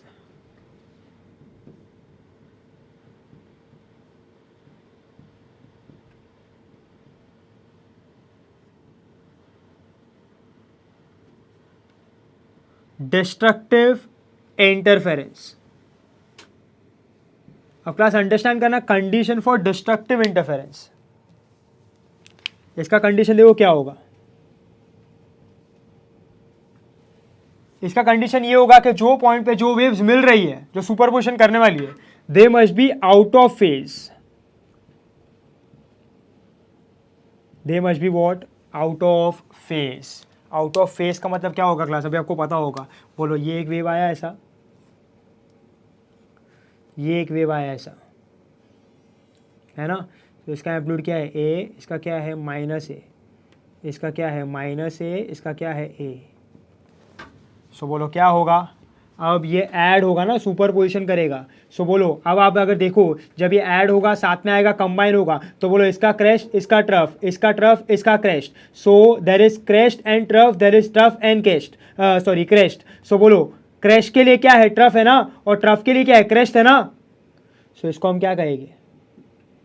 out of phase. तो जब crest crest, trough trough, तो इन phase. जब crest trough, trough crest, that is out of phase. अब बोलो, जब ये super position करेगा और जब ये कंबाइन होगा, तो कंबाइन होने के बाद कहना है से ये ऐड होने का ही ट्राई करेगा. सुपर पोजिशन का मतलब है एडिशन. बट जब ये ऐड होगा, कंबाइन होगा, तो कहना है से ये प्लस है, ये माइनस है, कैंसिल कर देगा ना, और ये माइनस है प्लस है, कैंसिल कर देगा. तो बोलो यहाँ पे एम्पलीट्यूड क्या हो जाएगा? जीरो. बोलो intensity will decrease, energy will decrease. मतलब वो जीरो ही होने वाला है. ठीक है, हमने बोला एम्पलीट्यूड सेम भी हो सकता है, नहीं भी हो सकता है. Do you get my point? So class, ये क्या होगा? Constructive interference. ये क्या होगा? Destructive interference. तो जो पॉइंट पे भी, मीडियम में जो पॉइंट पे भी डिस्ट्रक्टिव इंटरफेरेंस हो रहा है, उसका मतलब क्या है कि वो पॉइंट पे जो वेव्स मिल रही है वो आउट ऑफ फेज है. आउट ऑफ फेज है मतलब क्या? कि वो जो वेव्स है उनके लिए कोई एक वेव का क्रेस्ट है तो दूसरे का क्या होगा? ट्रफ. कोई एक वेव का ट्रफ है तो दूसरे का क्या होगा? Crest. Eventually they will cancel out each other and the intensity energy will decrease. This is destructive interference. तो पूरे प्रोसेस को समझो. There are multiple sources. ये multiple sources multiple waves emit करेंगे. ये मल्टीपल वेव्स मल्टीपल पॉइंट्स पे जाके मिलेंगे. जब ये जाके मल्टीपल पॉइंट्स पे मिलते हैं तो सुपरपोजिशन ऑफ वेव्स होता है. और जब सुपरपोजिशन ऑफ वेव्स होगा तो इसका इफेक्ट क्या होगा? इंटरफेरेंस. और इंटरफेरेंस कितने टाइप के होंगे? दो, कंस्ट्रक्टिव और डिस्ट्रक्टिव. कुछ पॉइंट्स पे सुपरपोजिशन ऑफ वेव्स की वजह से कंस्ट्रक्टिव इंटरफेरेंस होगा और कुछ पॉइंट्स पे सुपरपोजिशन ऑफ वेव्स की वजह से डिस्ट्रक्टिव इंटरफेरेंस होगा. कौन से पॉइंट्स पे कंस्ट्रक्टिव इंटरफेरेंस होगा? जहां पे जो वेव्स पहुंचेगी they will be in phase. That is crest के लिए क्रेस्ट, ट्रफ के लिए ट्रफ. और कौन से पॉइंट्स के लिए डिस्ट्रक्टिव इंटरफेरेंस होगा? जहां पे जब वेव्स पहुंचेगी, if the waves are out of phase. बोलो क्या होगा? Destructive interference. यस और no? So the points at which यहां पे इन फेज होगा तो कंस्ट्रक्टिव इंटरफेरेंस होगा. The point at which out of phase होगा तो डिस्ट्रक्टिव इंटरफेरेंस होगा. एंड जहां पे कंस्ट्रक्टिव इंटरफेरेंस होगा वहाँ पे एनर्जी बढ़ जाएगा और जहाँ पे डिस्ट्रक्टिव इंटरफेरेंस होगा वहाँ पे एनर्जी कम हो जाएगा. इंटेंसिटी विल इंक्रीज और decrease. yes or no? So there will be some points where it is in phase, where there is constructive interference taking place. There are some points where it is out of phase, there is destructive interference taking place. So energy will increase and decrease. This effect of redistribution of energy will be called as interference of waves. और आपको class याद रखना है कि ऐसा कभी नहीं होगा कि मीडियम में सिर्फ और सिर्फ कंस्ट्रक्टिव हुआ और मीडियम में सिर्फ और सिर्फ डिस्ट्रक्टिव हुआ. दोनों होगा ही होगा. कंस्ट्रक्टिव भी होगा, डिस्ट्रक्टिव भी होगा. कंस्ट्रक्टिव होगा ही, डिस्ट्रक्टिव होगा ही. देयर इज़ नो चांस कि कंस्ट्रक्टिव ना हो और सिर्फ डिस्ट्रक्टिव हो. देयर इज़ नो चांस कि सिर्फ कंस्ट्रक्टिव हो और डिस्ट्रक्टिव ना हो. Both has to take place. आपने पढ़ा भी है ये इन सुपरपोजिशन ऑफ वेव्स में. आपने बीट्स पढ़ा था ना, फॉर्मेशन ऑफ बीट्स. तो बीट्स फॉर्म होता है तो यही तो हो रहा है.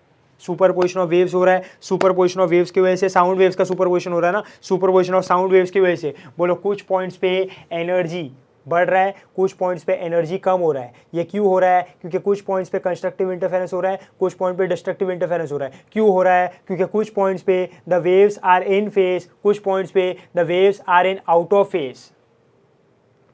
यस और नो? सो कुछ पॉइंट्स पे कंस्ट्रक्टिव, कुछ पॉइंट्स पे डिस्ट्रक्टिव, कुछ पॉइंट्स पे साउंड का एनर्जी बढ़ गया, लाउडनेस बढ़ गया, कुछ पॉइंट पे साउंड का एनर्जी कम हो गया, लाउडनेस कम हो गया, जिसको आपने क्या कहा था? Waxing and वेनिंग। तो जब बीड्स बनता है तो वैक्सिंग होता है, वेनिंग होता है, वैक्सिंग होता है, वेनिंग होता है, तो दोनों हो रहा है ना, कंस्ट्रक्टिव भी और डिस्ट्रक्टिव भी, सिर्फ एक नहीं हो सकता है। सिमिलर होगा वाटर वेव्स के लिए और सिमिलर होगा लाइट वेव्स के लिए भी। जब लाइट वेव्स मिलेगी तो कुछ पॉइंट्स पे कंस्ट्रक्टिव होगा, कुछ पॉइंट पे डिस्ट्रक्टिव होगा। Some points will appear as bright, some point will appear as dark, मतलब ज़्यादा लाइट, कम लाइट।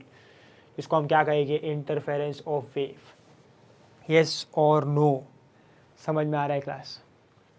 अब क्लास हमने कहा है कि फॉर कंस्ट्रक्टिव वो इन फेज होना चाहिए, फॉर डिस्ट्रक्टिव वो आउट ऑफ फेज होना चाहिए।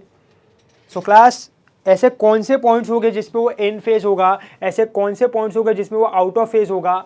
उसका भी तो कुछ ना कुछ कंडीशंस होगा ना। मतलब if you want to keep the waves in phase, if you want to keep the waves out of phase, there will be some conditions ना। तो आगे अभी हमको यही सीखना है, मतलब इवेंचुअली बेसिकली हमको क्या सीखना है कि what are the conditions for constructive interference and what are the conditions for destructive interference, so that in constructive interference the waves are in phase, so that in destructive interference the waves are out of phase, such that the point appears with increasing energy, the point appears with decreasing energy. So अभी next हमको ये find out करना है कि what are the conditions at different points. अगर मुझे constructive चाहिए तो उसके लिए कंडीशन क्या होगा, अगर मुझे डिस्ट्रक्टिव चाहिए तो उसके लिए कंडीशन क्या होगा। नेक्स्ट हमको वही सीखना है class, what are conditions for constructive interference and destructive interference. But उसके पहले I hope class this is all very much clear with you. So now class, before starting with the conditions, हम लोग बात कर लेते हैं about interference of light waves. बात करते हैं about interference of light waves. So अभी हमने डिस्कशन किया about interference of sound waves, हमने बात किया about interference of water waves. अभी जो हमारा चैप्टर इस पर बेस्ड है that is interference of light waves. So class मान लो मैं एक पर्टिकुलर मीडियम कंसिडर करता हूँ और वो मीडियम में मल्टीपल सोर्सेज ऑफ लाइट है ना। हमारे घर में भी होता है मल्टीपल सोर्सेज। सो यहाँ पे भी there are multiple sources of light.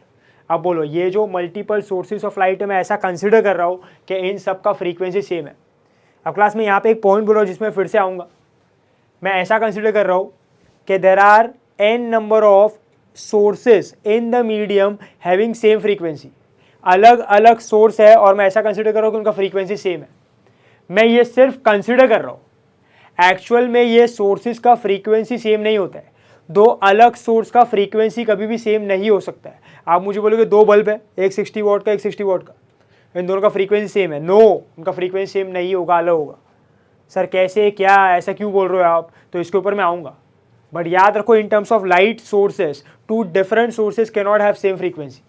हाँ, साउंड सोर्स के टर्म्स में हो सकता है, वाटर वेव्स के सोर्स के टर्म्स में हो सकता है, but in terms of light waves two different sources can not have same frequency.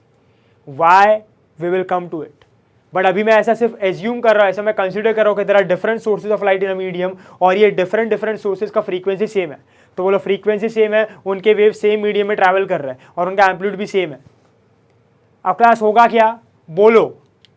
अब ये डिफरेंट सोर्सेज से जब डिफरेंट वेव्स एमिट होंगे और ये मीडियम के डिफरेंट पॉइंट्स पे मिलेंगे, सो बोलो एट डिफरेंट पॉइंट्स क्या होगा, सुपरपोजिशन। ये सुपरपोजिशन का इफेक्ट क्या होगा, interference. There can be two types of interference, either constructive और either destructive. There will be some point जहाँ पे क्या होगा, constructive interference. There will be some point जहाँ पे क्या होगा, डिस्ट्रक्टिव इंटरफेरेंस। जहाँ पे कंस्ट्रक्टिव इंटरफेरेंस होगा वो पॉइंट पे वेव्स कैसे हो गए, इन फेज। जहाँ पे डिस्ट्रक्टिव इंटरफेरेंस होगा वो पॉइंट्स पे वेव्स कैसे हो गए, आउट ऑफ फेज। जहाँ पे कंस्ट्रक्टिव इंटरफेरेंस होगा वहाँ पे वेव्स ऐड करेंगे और उनका इंटेंसिटी, उनका एम्पलीट्यूड बढ़ जाएगा। और जहाँ पे डिस्ट्रक्टिव इंटरफेरेंस होगा वहाँ पे वेव्स ऐड करने का ट्राई करेंगे, but eventually they will cancel out. Eventually the intensity, the amplitude will decrease. So light के टर्म्स में अभी क्या होगा, अगर इंटेंसिटी बढ़ रहा है मतलब लाइट का ब्राइटनेस बढ़ रहा है ना, तो जो पॉइंट पे भी कंस्ट्रक्टिव इंटरफेरेंस हुआ है वो point will appear as bright, और जो पॉइंट पे डिस्ट्रक्टिव इंटरफेरेंस हुआ है that points will appear as less bright, वहाँ पे ब्राइटनेस कम हो जाएगा। तो जो पॉइंट पे कंस्ट्रक्टिव इंटरफेरेंस हुआ वहाँ पे ब्राइटनेस बढ़ गया, और जो पॉइंट पे डिस्ट्रक्टिव इंटरफेरेंस हुआ वहाँ पे ब्राइटनेस कम हो गया। Do you get my point? Yes और नो। और क्लास अगर एम्पलीट्यूड एग्जैक्टली सेम हुआ तो डिस्ट्रक्टिव इंटरफेरेंस में एम्पलीट्यूड कैंसिल आउट कर जाएगा ना, तो बोलो ब्राइटनेस पूरा ही जीरो हो जाएगा। और अगर ब्राइटनेस पूरा ही जीरो हो गया, सो व्हाट डू वी से, वहाँ पे क्या हो गया, dark. So can I say for constructive interference the point will appear as bright and for destructive interference the point will appear as dark. So अब अगर ये मीडियम में कंस्ट्रक्टिव इंटरफेरेंस डिस्ट्रक्टिव इंटरफेरेंस हुआ, सुपरपोजिशन ऑफ वेव्स हुआ, constructive destructive interference हो रहा है, बोलो some points will appear as bright, some point will appear as dark. तो हमको क्या दिखाई देगा, dark bright dark bright dark bright, yes और नो। और जैसे मैंने पहले कहा है, सिर्फ कंस्ट्रक्टिव नहीं हो सकता है, सिर्फ डिस्ट्रक्टिव नहीं हो सकता है, दोनों होगा। और जब दोनों होगा तो कुछ points will appear as bright, कुछ points will appear as dark, yes और नो। अब क्लास सवाल ये आता है कि ये मीडियम में भी तो सर मल्टीपल सोर्सेज है लाइट का, ये मीडियम के लाइट वेव्स ट्रैवल कर रहे हैं, यस और नो। और जब वेव्स ट्रैवल कर रहे हैं तो यहाँ पे अगर सुपरपोजिशन हो रहा है, अगर इंटरफेरेंस हो रहा है, अगर कंस्ट्रक्टिव इंटरफेरेंस डिस्ट्रक्टिव इंटरफेरेंस हो रहा है, तो कुछ पॉइंट्स ब्राइट होने चाहिए, कुछ पॉइंट्स डार्क होने चाहिए। बट ऐसा नहीं है, हमको जो दिखाई दे रहा है वो पूरी तरह से लाइट दिखाई दे रहा है, क्योंकि ये एक एवरेज इल्यूमिनेशन है। Point bright bright dark bright dark bright dark, interference यहाँ पे भी हो रहा है, bright dark bright dark bright dark यहाँ पे भी है, बट वो हमको दिखता नहीं है, क्योंकि we are able to see average illumination. वो एवरेज इल्यूमिनेशन का रीज़न भी क्या है, I will let you know, but with time. खाली सुनते जाओ भी मैं क्या बोल रहा हूँ। सो अगर मैं इंटरफेरेंस ऑफ लाइट वेव्स को डिफाइन करूँ तो बोलो इंटरफेरेंस ऑफ लाइट वेव्स क्या होगा, रीडिस्ट्रीब्यूशन ऑफ एनर्जी और modification in intensity of light waves, modification intensity या तो जाने दो, सीधा डायरेक्ट लिखते हैं, और modification intensity at different points due to superposition of light waves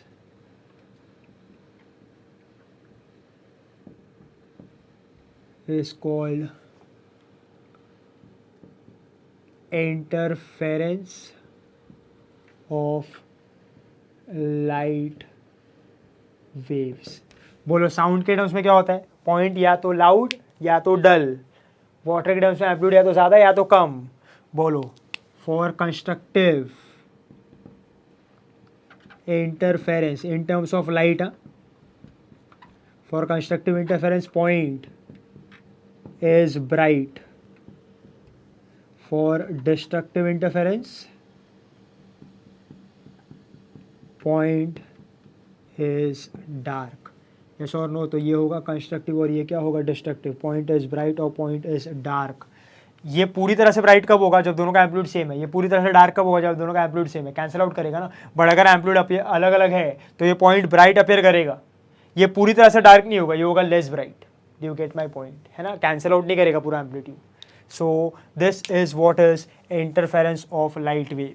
अब नेक्स्ट हमको फाइंड आउट करना है conditions for constructive interference and conditions for destructive interference. कौन से पॉइंट पे कंस्ट्रक्टिव कब होता है, कौन से पॉइंट पे डिस्ट्रक्टिव कब होता है। अगर हमको कंस्ट्रक्टिव चाहिए कोई पॉइंट पे तो उसके लिए कंडीशन क्या होगा, अगर हमको कोई पॉइंट पे डिस्ट्रक्टिव चाहिए तो उसके लिए कंडीशन क्या होगा, ये हमको आगे सीखना है, येस और no. So next is class we talk about is conditions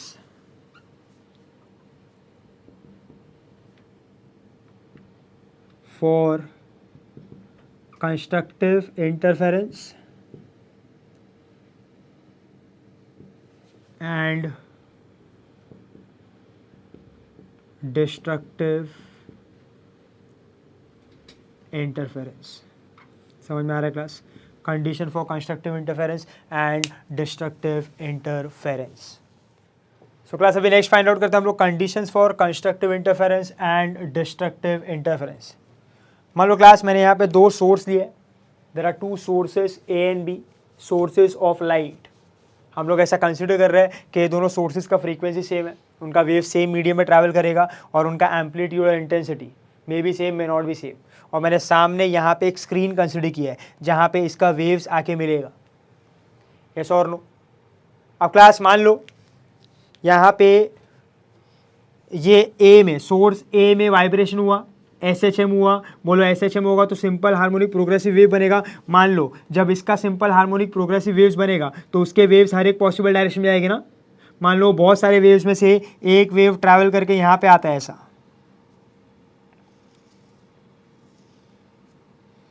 और वो बहुत सारे वेव्स में से एक वेव ट्रैवल करके आता है यहाँ पे ऐसा।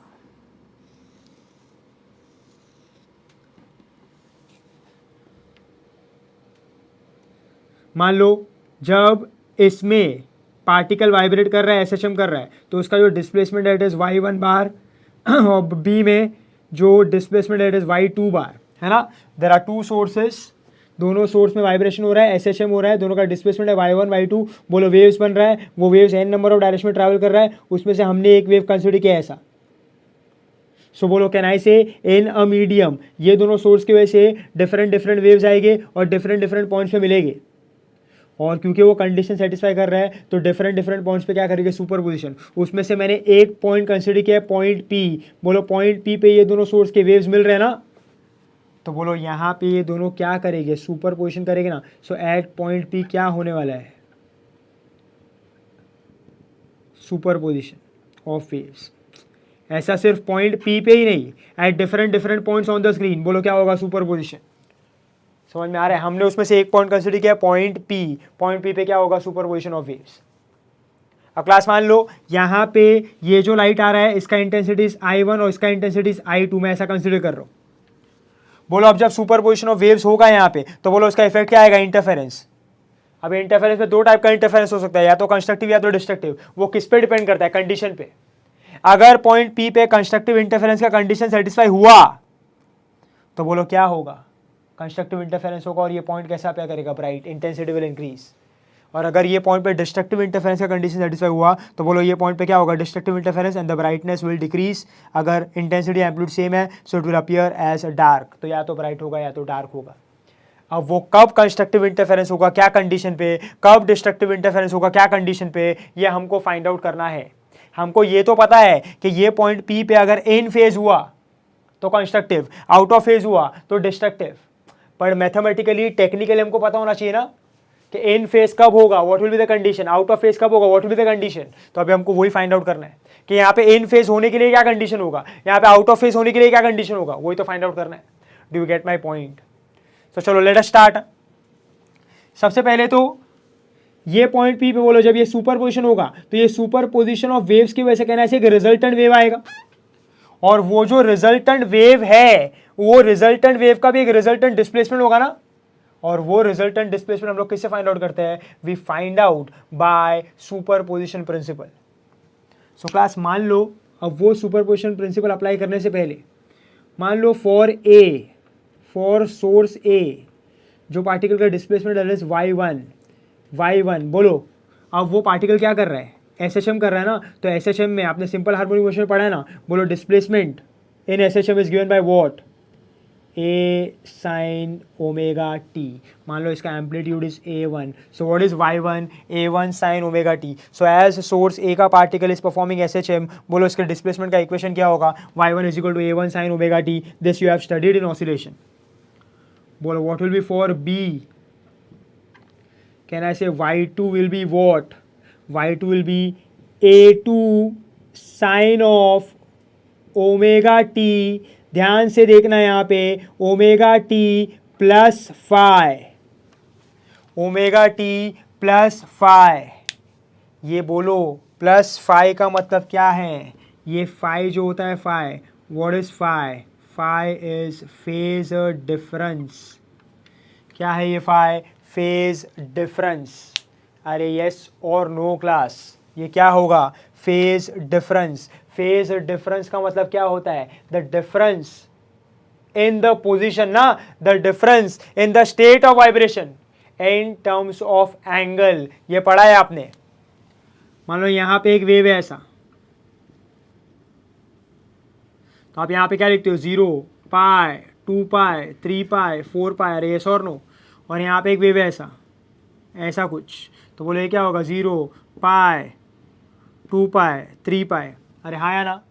नाउ क्लास फेज डिफरेंस का मतलब क्या होगा, ये आपने पढ़ा है ऑसिलेशन में भी, in wave motion and stationary wave, that is superposition of waves में भी।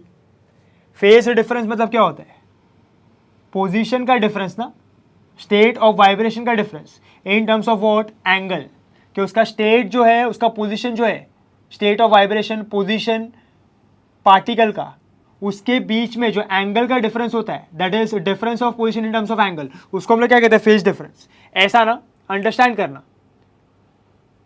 मान लो यहाँ पे एक वेव है, ऐसे दो कंसिडर करो, दो वेव। अब मान लो एक पर्टिकुलर सोर्स में वाइब्रेशन हुआ, उसका वेव ऐसा निकल चुका है लाइक दिस, और उसका वेव यहां तक पहुंचा है ऐसा, तो बोले ये क्या होगा 0 पाई 2 पाई एंड 3 पाई। और फिर इसके बाद यहां पे जब ये यहां पे पहुंचा है ना, तो इसका वेव जो है वो यहां पे पहुंचा है ऐसा, that is 0 pi 2 pi. Do you understand my point. देखो इसके अंदर वाइब्रेशन हुआ, इसके अंदर भी वाइब्रेशन हुआ, वेव बना, इसका वेव यहां तक पहुंचा है 3 पाई तक, तो इसका वेव कहां तक पहुंचा है 2 पाई तक। सो बोलो कैन आई से उनके पोजीशन में डिफरेंस है, और उनका पोजीशन का डिफरेंस इन टर्म्स ऑफ अगर एंगल लेता हो तो बोलो फर्स्ट का कितना है 3 पाई, दूसरा कितना है 2 पाई, उनके बीच में डिफरेंस निकालू तो बोलो कितना आएगा पाई ना। तो ये पाई क्या है, उनके पोजीशन का difference in terms of angle, जिसको मैं क्या कहूंगा फेज डिफरेंस, क्योंकि ये पाई 2 पाई क्या बता रहा है, उसका फेज ना, दैट इज पोजीशन। याद आया, ऐसा कुछ किया है आपने। अगर मैं ऐसा कंसिडर करूं कि यहां पे ये एक सोर्स है, उसका वेव यहां तक पहुंच चुका है ऐसा, तो ये क्या होगा 0 पाई 2 पाई। बट दूसरा सोर्स जो है वो अभी जस्ट अपना वाइब्रेशन स्टार्ट करने वाला है, मतलब इसका वेव एमिट नहीं हुआ है ना, तो बोलो उसका पोजीशन क्या है 0 ना, तो ये बोलो किधर तक पहुंच चुका है 2 पाई। बोलो ये किधर है 0 पे, तो बोलो इनके बीच में फेज डिफरेंस कितना होगा 2 पाई माइनस 0। अरे यस और no, do you get my point. तो फेज डिफरेंस क्या होगा 2 पाई, मतलब वो क्या बता रहा है कि इसका वेव यहां तक पहुंच गया है, इसका वेव यहीं पे है, मतलब अभी स्टार्ट होने वाला है, तो इनके बीच में फेज डिफरेंस कितना है, इट इज 2 पाई। कितना है 2 पाई। बोलो इसका क्या होगा, अगर ऐसा लिया मैंने, ये यहां तक पहुंचा है, बोले कितना होगा 3 पाई ना, और बोले यहीं तक पहुंचा है, जब ये यहां तक पहुंचा है तो ये यहां तक पहुंचा है, तो बोले कितना होगा पाई ना। सो what is the phase difference, can I से अगेन इट इज 2 पाई। अरे यस और नो, समझ में आ रहा है। सो अगर आप वेव के पोजीशन का डिफरेंस बता रहे हो in terms of angle, it is called as phase difference. क्या बोला जाता है इसको, फेज डिफरेंस। अब क्लास अंडरस्टैंड करना। अब बोलो अगर मैंने ये वाला एग्जांपल लिया ऐसा लाइक दिस 0 पाई, और ये कितना होगा 3 पाई ना, और यहाँ पे ये इधर है ऐसा, ये किधर है पाई पे, तो बोलो इनके बीच फेज डिफरेंस कितना है 2 पाई का ना, 3 पाई माइनस पाई 2 पाई। सो क्लास कहना है इसे अभी स्टेटमेंट देखो क्या होगा। बोलो ये जो फर्स्ट वेव है, फर्स्ट वेव, और ये सेकंड वेव है, बोलो हम रीड कैसे करते हैं उसको, ये फेज डिफरेंस कितना है 2 पाई ना, तो हम इसको ऐसे रीड करेंगे कि फर्स्ट वेव इज लीडिंग, है ना, is leading the second wave by a phase difference of 2 pi. Leading कब आएगा, जो वाला आगे है उसके लिए। बोलो सेकेंड के लिए क्या बोलोगे, second wave is lagging behind the first wave by a phase difference of 2 pi. तो जो वेव आगे होता है उसके लिए कौन सा वर्ड आता है, लीडिंग, उतने फेज डिफरेंस से, और जो वेव पीछे होता है उसके लिए क्या आता है, लैगिंग, उतने फेज डिफरेंस है, दैट इज पोजीशन का difference. Do you get my point. तो यहाँ पे फाई भी क्या है, ये दोनों वेव के फेज डिफरेंस। देखो ना क्लास, अभी आप कंपेयर करो, ए एंड बी को कंपेयर करो, ए एंड बी को कंपेयर करो। बोलो ए से जो वेव जाएगा, बी से जो वेव जाएगा, टेल मी दोनों को साइमल्टेनियसली पहुंचना है। बट देखो जो ए से डिस्टेंस वो ट्रैवल करने वाला है, ए से यहां तक का, बी से जो डिस्टेंस ट्रैवल करना है यहां से यहां तक का, कैन आई से बी को ज्यादा चलना पड़ेगा ना। देखो ना ऐसा like this, B has to travel more, है ना। तो अगर ये साइमल्टेनियसली पहुंच रहा है, मतलब बी से जो वेव निकला है वो पहले निकला है ना, और ए से जो वेव निकला है वो बाद में निकला है। सो ए का जब वेव यहां पे पहुंचेगा और बी का जब वेव यहां पे पहुंचेगा, बोलो उनके बीच में फेज डिफरेंस होगा कि नहीं होगा, होगा ना, क्योंकि वेव ने ज़्यादा डिस्टेंस ट्रैवल किया, ज़्यादा आगे होगा ये बी का वेव, और ए का वेव जो है ये उससे पीछे होगा। तो कहना ऐसे बी इज लीडिंग ना and A is what lagging, ऐसा ना, ऐसा कंसिडर किया, अगर ए और बी है, this is A and this is B, तो इससे एक वेव गया, इससे एक वेव गया, ऐसा। तो देखो ना ऐसा, अगर ऐसा कंसिडर किया मैंने ऐसा, और ये ऐसा है, तो देखो ये क्या होगा, दिस विल बी व्हाट 0, ये पाई, ये 2 पाई, ये 3 पाई, बोलो इसका क्या होगा 0 पाई, ये 2 पाई, ये 3 पाई, ये 4 पाई। तो बोलो कौन आगे है, बी का ना, कौन पीछे है, ए का ना। तो फेज डिफरेंस आएगा कि नहीं आएगा, समझ में आ रहा है। तो बी का वेव पहले जाएगा और वहां पे पहुंचेगा, और ए का वेव थोड़ा बाद में आएगा, यस और नो, और दोनों का वेव पहुंचेगा simultaneously with the phase difference, yes और नो। सो क्या कहेंगे हम लोग, बोलो बी का वेव आगे होगा, मतलब बी का जो फेज है वो आगे होगा ना इसके टर्म्स में। सो बी का वेव क्या करेगा, लीड करेगा कि लैग करेगा, इट विल बी लीडिंग ना। सो बी का जो वेव है वो लीड करेगा, और ए का जो वेव है वो लैग करेगा। सो क्योंकि बी लीड कर रहा है तो इसलिए यहां पे प्लस लिखा है, प्लस फाई। इसका मतलब ये है कि इतना प्लस फाई, इतने से वो आगे है, लीड कर रहा है।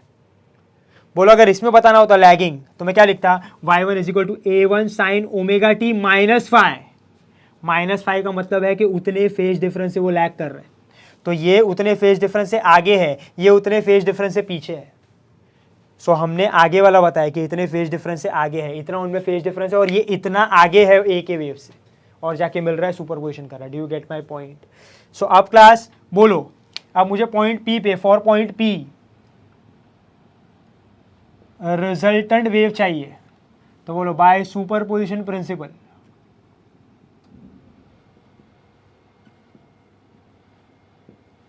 बोलो क्या होगा, y bar the resultant displacement will be vector sum of the individual displacement at that particular point ना, being independent of each other. So बोलो जब y1 का इक्वेशन यहाँ पे सब्स्टिट्यूट करेंगे, y2 का इक्वेशन यहाँ पे सब्स्टिट्यूट करेंगे, तो हमको क्या मिल जाएगा y, और ये आपने किया है इन ऑसिलेशन, ये आपने किया है इन सुपरपोजिशन ऑफ वेव्स। बोलो जो रिजल्टेंट वेव आता है, रिजल्टेंट वेव वो क्या आता है, y बार रिजल्टेंट वेव का जो डिस्प्लेसमेंट आता है यहाँ पे पॉइंट P पे, वो क्या आता है, y is equal to AR sine of omega t plus theta. यह आता है ना भाई, AR sine of omega t plus theta. आप नॉर्मली यहाँ पे ऐसा R लिखते हो, R रिजल्टेंट एम्पलीट्यूड, मैं क्या लिख रहा हूँ AR, कोई फर्क नहीं पड़ता है। अरे यस और no. So y is what, AR sine of omega t plus theta. This you have done in what, oscillation. बोलो ना, दो वेव्स का मिलना मतलब क्या, दो वेव्स का सुपरपोजिशन मतलब क्या, दो SHM का कॉम्पोजिशन ना। अरे इसका डिस्प्लेसमेंट, इसका वाइब्रेशन, इसका SHM और इसका SHM यहाँ पे कंबाइन हो रहा है, मतलब क्या हो रहा है, कॉम्पोजिशन ऑफ SHM। तो superposition of waves is what, composition of SHM, और कॉम्पोजिशन ऑफ SHM आपने किया हुआ है। तो जब कॉम्पोजिशन होता है, दो डिस्प्लेसमेंट ऐड होता है, तो आपको ये रिजल्टेंट डिस्प्लेसमेंट मिलता है। So this is the resultant displacement which you get. ये आपने पढ़ा है ऑसिलेशन चैप्टर में, जिसमें यहाँ पे जो रिजल्टेंट वेव आएगा ऐसा जो भी, वो रिजल्टेंट वेव का रिजल्टेंट डिस्प्लेसमेंट ये होगा। कहना इसे रिजल्टेंट डिस्प्लेसमेंट भी किसका फंक्शन है, साइन का ना। और यहां पे ये जो इक्वेशन आ रहा है, बोलो ये डिस्प्लेसमेंट का इक्वेशन किसके टर्म्स में आ रहा है, इन terms of A sign omega T. Resultant wave का जो डिस्प्लेसमेंट है उसका इक्वेशन किसके टर्म्स में आ रहा है, ए साइन ओमेगा टी। तो बोलो ये कैसा वेव था, सिंपल हार्मोनिक प्रोग्रेसिव वेव। ये कैसा वेव था, सिंपल हार्मोनिक प्रोग्रेसिव वेव। बोलो जो रिजल्टेंट वेव आया वो भी कैसा है, सिंपल हार्मोनिक प्रोग्रेसिव वेव, क्योंकि जैसे ये दो इंडिविजुअल वेव थे वैसा ये वेव का इक्वेशन आया है। So this we are getting a simple harmonic progressive wave, resultant wave, जिसका रिजल्टेंट एम्पलीट्यूड दोनों का मिल के जो यहाँ पे रिजल्टेंट एम्पलीट्यूड आएगा वो होगा AR। और बोलो ये जो थीटा होता है, थीटा ये क्या होता है, what is this theta, can I say theta is what, phase angle. क्या होता है ये, फेज एंगल। मतलब वो ये बताता है कि with respect to horizontal wave कौन सा एंगल से ट्रैवल कर रहा है। ऐसा है ना, हॉरिजॉन्टल है, सो वेव ऐसा जा रहा है, वेव ऐसा जा रहा है, वेव ऐसा जा रहा है, वेव ऐसा जा रहा है, तो कौन सा एंगल पे ट्रैवल कर रहा है विद रिस्पेक्ट टू हॉरिजॉन्टल, वो कौन बताता है, phase angle. Do you get my point, अरे येस और नो। सो क्लास इस तरीके से हमको क्या मिलेगा, उसका रिजल्टेंट वेव मिलेगा। Do you get my point now class. तो ये जो फेज एंगल उसका फॉर्मूला ये होगा ना, आपने पढ़ा हुआ है, theta is tan inverse of a1 sin phi upon a1 plus a2 cos phi। What is a1 and a2, amplitude of first wave and second wave, and phi is the phase difference. So ये होगा phase angle का formula. अब class ये जो resultant amplitude है यहाँ पे, this resultant amplitude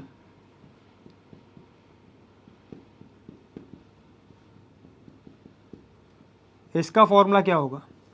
so class resultant amplitude A R is given as like this ना, पढ़ा है आपने ये, A R square is a1 square plus a2 square plus 2a1 a2 cos phi। पढ़ा है कि नहीं है, ये बहुत ज़्यादा इंपॉर्टेंट है। तो जो रिजल्टेंट वेव यहाँ पे मिलता है सुपरपोजिशन होने पे, वो रिजल्टेंट वेव का जो रिजल्टेंट एम्पलीट्यूड होता है वो क्या होता है, A R square is a1 square plus a2 square plus 2a1 a2 cos phi। बोलो इंटेंसिटी और एम्पलीट्यूड में रिलेशन कैसा होता है, I is proportional to amplitude का स्क्वायर ना। सो अगर मैं इसको बोलो, हम लोग वहाँ पे किसके बात कर रहे हैं, we are talking about energy, we are talking about intensity. So अगर मैं in terms of amplitude intensity लिखूँ तो बोलो intensity, resultant intensity of the resultant wave क्या होगा, can I say it will be I R is equal to I1 plus I2 plus 2 root I1 I2 cos phi। अरे yes और no, ये होगा resultant intensity where phi is the phase difference। So this is a resultant amplitude and this is the resultant intensity of the resultant wave। समझ में आ रहा है class. So class हमने यहाँ पे क्या कंसिडर किया है कि यहाँ पे ज़रा 2 सोर्सेज ए एंड बी, दोनों सोर्स से वेव जा रहा है और स्क्रीन पे हिट कर रहा है एट पॉइंट पी। अब जब ये पर्टिकुलर दोनों सोर्स से जाके वेव्स हिट करेगा, सुपरपोजिशन करेगा, तो बोलो क्या होगा, there will be interference, there will be इधर कंस्ट्रक्टिव और डिस्ट्रक्टिव। हमको वही फाइंड आउट करना है कि अगर मुझे पॉइंट पी पे कंस्ट्रक्टिव चाहिए तो उसका कंडीशन क्या होगा, अगर पॉइंट पी पे डिस्ट्रक्टिव चाहिए तो उसका कंडीशन क्या होगा। सबसे पहले हमने क्या फाइंड आउट किया कि बोलो यहाँ पे पॉइंट पी पे सुपरपोजिशन ऑफ वेव्स होगा और एक रिजल्टेंट वेव मिलेगा। वो रिजल्टेंट वेव का इक्वेशन क्या होगा, ये, और ये रिजल्टेंट वेव के लिए फेज एंगल ये होगा। बोले रिजल्टेंट वेव का resultant amplitude will B this and resultant intensity will be this. अब इसके बाद लेट अस फाइंड आउट कि पॉइंट पी पे कंस्ट्रक्टिव होने के लिए कंडीशन क्या है और डिस्ट्रक्टिव होने के लिए कंडीशन क्या होगा। ठीक है, लेट्स क्लास अब फाइंड आउट करता है condition for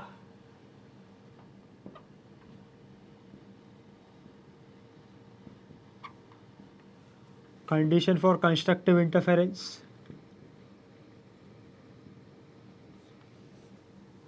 condition for constructive interference. अब क्लास यहाँ पे ध्यान देना, आप रिजल्टेंट इंटेंसिटी और रिजल्टेंट एम्पलीट्यूड का फॉर्मूला देखो। कहना ऐसे I1 is intensity of source 1, I2 is intensity of source 2। बोलो I1 I2 तो सेम रहेगा ना, एक बार जो वेव बाहर निकल गया उसका इंटेंसिटी चेंज थोड़ी होगा, उसका intensity and amplitude will remain same. So A1 and A2 are constant. बोलो बट कैन आई से ये पर्टिकुलर स्क्रीन पे जब ये सोर्स ए और बी से वेव आ रहा है ऐसा, सो डिफरेंट पॉइंट्स पे जो फेज डिफरेंस होगा इट विल बी सेम और different. Can I say phase difference at different points will be different ना। So can I say phase difference is variable. यहाँ पे ये जो है ये वेरिएबल है। सो कैन आई से जो रिजल्टेंट इंटेंसिटी है, रिजल्टेंट एम्पलीट्यूड है, ये किस पे डिपेंड करता है, ये डिपेंड करता है फेज डिफरेंस पे। किस पे डिपेंड करता है, फेज डिफरेंस पे। So resultant intensity and resultant amplitude depends on phase difference as phase difference is variable. So अभी मुझे फाइंड आउट करना है class condition for constructive interference. क्या अगर मुझे पॉइंट पी पे या तो जो भी पॉइंट है स्क्रीन पे या तो जो भी पॉइंट है मीडियम में, अगर मुझे वहाँ पे कंस्ट्रक्टिव इंटरफेरेंस चाहिए तो what will be the condition. Understand करना। बोलो कंस्ट्रक्टिव इंटरफेरेंस का मतलब क्या होता है, कैन आई से रिजल्टेंट इंटेंसिटी। बोलो वो पॉइंट कैसा अपेयर करना चाहिए, वो पॉइंट अपेयर करना चाहिए ब्राइट ना। सो अगर वो पॉइंट ब्राइट चाहिए तो बोलो वहाँ पे रिजल्टेंट इंटेंसिटी कैसा आना चाहिए, मैक्सिमम। यस और नो, मतलब रिजल्टेंट एम्पलीट्यूड कैसा आना चाहिए, मैक्सिमम। बोलो resultant intensity, resultant amplitude maximum कब होगा, जब ये cos phi will be maximum ना, ये इस पर डिपेंड कर रहा है। तो ये जब मैक्सिमम होगा, ये जब मैक्सिमम होगा, तो ये मैक्सिमम होगा। सो बोलो cos फाई का मैक्सिमम वैल्यू क्या होता है, बोलो cos का मैक्सिमम वैल्यू क्या होता है, 1। अरे यस और नो, टेल मी, हाँ या ना। तो for IR to be maximum, AR to be maximum, cos phi has to be maximum and cos phi has a maximum value of 1। बोलो cos phi का वैल्यू 1 कौन से फेज डिफरेंस पे आएगा, कैन आई से phi कैन बी यहाँ पे 2 पाई, या तो सबसे पहले कंसिडर किया मैंने 0, then 2 pi, 4 pi, 6 pi, dot dot dot. Are yes or no? So can I say when the two waves will have phase difference of 0, 2 pi or 4 pi or 6 pi, तो बोलो जब यहाँ पे सब्स्टिट्यूट का उसका value क्या आएगा, 1। मतलब cos phi कैसा आ रहा है, मैक्सिमम। और जब cos phi मैक्सिमम आएगा तो resultant intensity and resultant amplitude भी कैसा आएगा, maximum. So can I say यहाँ पे if you look at this phase difference, can I say this phase difference is 2n pi, where n is what, 0, 1, 2, 3। अरे yes और no class। So can I say ये phase difference क्या है, E1 multiple of pi। क्या है ये, E1 multiple of pi। तो जब phase difference E1 multiple of pi होता है, जब phase difference E1 multiple of pi होता है, तब क्या होता है, कंस्ट्रक्टिव इंटरफेरेंस। अरे यस और नो। सो क्लास ये जो है ये सबसे इंपॉर्टेंट कंडीशन है चैप्टर का, ये जो भी है कि for constructive interference phase difference between the two wave should be E1 multiple of pi, should be what, E1 multiple of pi. अब क्लास एक और पॉइंट जो इंपॉर्टेंट है, आपने वाला फॉर्मूला देखा होगा, phase difference is 2 pi by lambda into path difference। So अब हम बात करते हैं in terms of path difference. Path difference क्या होता है, डिफरेंस इन पाथ लेंथ ना, मतलब इन टर्म्स ऑफ लेंथ बात करते हैं। मान लो इसका वेव निकला और इसका वेव यहाँ तक पहुँचा है, तो इसने डिस्टेंस ट्रैवल किया है 2 मीटर, है ना, और इसका वेव निकला है ऐसा और यहाँ तक पहुँचा है ना। जब ये यहाँ तक पहुँचा है, यहाँ तक पहुँचा है, तो बोलो इसने डिस्टेंस ट्रैवल किया 1.5 मीटर। तो बोलो व्हाट इज द, इसका पाथ लेंथ कितना है 2 मीटर, इसका पाथ लेंथ कितना है 1.5 मीटर, है ना। ये यहाँ तक पहुँच गया है, ये यहीं तक पहुँचा है। सो बोलो अब इसका पाथ लेंथ 2 मीटर है, इसका पाथ लेंथ 1.5 मीटर है। So what is the path difference, can I say it is 0.5 metre, yes और no. So difference in position in terms of length, difference in position in terms of length is called as what, is called as path difference, is called as what, path difference। अरे yes और no, बोलो हम लोग जो भी waves होता है, waves उसका length actual में किसके टर्म्स में मेजर करते हैं, in terms of wave length ना, in terms of wave length। ये तो मैंने सिर्फ एग्जांपल दिया था, वेव का लेंथ किसके टर्म्स में होता है, वेव लेंथ। सो मान लो ये वेव यहाँ तक पहुँचा है ऐसा, तो इसका वेवलेंथ कितना हो गया 2 लैम्डा, बराबर है। एक वेव का वेवलेंथ कितना है लैम्डा, दूसरा कितना होगा 2 लैम्डा, और ये वेव इधर तक ही पहुंचा है, तो बोलो इसका कितना होगा lambda. So what is the path difference, 2 lambda minus lambda, that is lambda. पहले जो एग्जांपल दिया था वो ऐसे ही बेसिक एग्जांपल था। एक्चुअल में वेव का लेंथ किसके टर्म्स में होता है, वेव लेंथ। उसका जो पाथ लेंथ होता है वो किसके टर्म्स में होगा, वेव लेंथ। तो बोलो इसका वेव लेंथ कितना है 2 लैम्डा, इसका वेव लेंथ कितना है lambda. So what is the path difference, 2 lambda. So याद रखने का, फेज डिफरेंस किसके टर्म्स में होता है, एंगल। पाथ डिफरेंस किसके टर्म्स में होता है, लेंथ, दैट इज लैम्डा। समझ में आ रहा है। सो या तो आप लेंथ के टर्म्स में ले लो, या तो आप एंगल के टर्म्स में ले लो। अगर एंगल के टर्म्स में लेते हो तो फेज डिफरेंस, और अगर पाथ के टर्म्स में लेते हो, लेंथ के टर्म्स में लेते हो, लैम्डा के टर्म्स में लेते हो, तो पाथ डिफरेंस। यस और no, do you understand my point. तो बोलो ये तो हो गया इन टर्म्स ऑफ एंगल। अभी फाइंड आउट करते हैं in terms of path difference. So बोलो पाथ डिफरेंस क्या हो जाएगा अभी, can I say here the path difference will be, path difference का फॉर्मूला क्या हो जाएगा, लैम्डा अपॉन 2 पाई इनटू फेज डिफरेंस। बोलो फेज डिफरेंस कितना है यहाँ पे, इनटू फेज डिफरेंस ना। सो देखो भी यहाँ पे what will B path difference, it will B lambda upon 2 पाई। बोले यहाँ पे कितना है 2 पाई एन ना, 2 पाई गया तो बोलो क्या आएगा पाथ डिफरेंस, क्या आएगा एन लैम्डा, क्या आएगा एन लैम्डा। और it can also be written as path difference is what 2n lambda by 2, 2n lambda by 2, that is what path difference is, even multiple of lambda by 2. What is path difference? even multiple of lambda by 2. So class thumb rule है, बिठा लो दिमाग में, यही है पूरे chapter में। Constructive interference चाहिए तो what should be the phase difference, even multiple of pi. What should be the path difference, even multiple of lambda by 2, और path difference is N lambda. Please fit this in your mind, ये बिठा लो दिमाग में। बोलो condition for constructive interference, even multiple of pi और even multiple of lambda by 2 in terms of phase difference and path difference. I hope this is clear, yes और no. तो ये कंडीशन होगा। अब देखते हैं कि वो जो कंस्ट्रक्टिव इंटरफेरेंस होगा तो उसका रिजल्टेंट इंटेंसिटी क्या आएगा। If I substitute here cos phi as 1 है ना, तो बोलो रिजल्टेंट इंटेंसिटी क्या आएगा, IR will be what I1 plus I2 plus 2 root I1 I2। So बोलो ये क्या हो जाएगा, IR is what root of I1 plus root of I2 the whole square. अरे यस और नो, समझ में आ रहा है कि नहीं class, are you clear with this. ये क्या हो जाएगा root of I1 plus root of I2 the whole square, ये होगा रिजल्टेंट इंटेंसिटी। समझ में आ रहा है, बोलो रिजल्टेंट एम्पलीट्यूड कितना आ जाएगा, it will be AR is equal to A1 plus A2। You can substitute and you can check it out.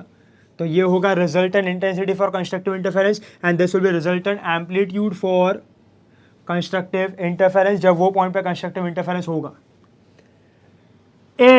if I1 is equal to I2 is equal to I, मान लो दोनों का intensity same है, सो can I से if I1 is equal to I2 is equal to I, तो बोलो IR क्या हो जाएगा, can I say root of I 2 root I ना, so this will be what 4I। बोलो ये हो सकता है maximum intensity 4I, this can be the maximum intensity for constructive interference, yes और नो। और बोलो मैक्सिमम एम्पलीट्यूड क्या होगा, कैन आई से दोनों का, अगर दोनों का इंटेंसिटी सेम है तो A1 will be equal to what A2 will be equal to A, तो बोलो ये क्या हो जाएगा, can I say this will be A plus A which will be what 2A, यही तो आता था, यस और no. So this will be what A maximum. So class, this is resultant intensity, that is maximum intensity, and this is maximum amplitude. Do you get my point? Yes or no? So जब constructive interference होता है तो constructive वो particular point पे constructive interference होने के लिए ये कंडीशन होता है, और अगर दोनों का इंटेंसिटी सेम है तो उसका मैक्सिमम एम्पलीट्यूड कितना आ सकता है 2A, और उसका मैक्सिमम इंटेंसिटी कितना आ सकता है 4I। This is condition for constructive interference. I hope this is clear. Next class condition for destructive interference. अभी आपको समझना चाहिए कंडीशन फॉर डिस्ट्रक्टिव इंटरफेरेंस क्या होगा।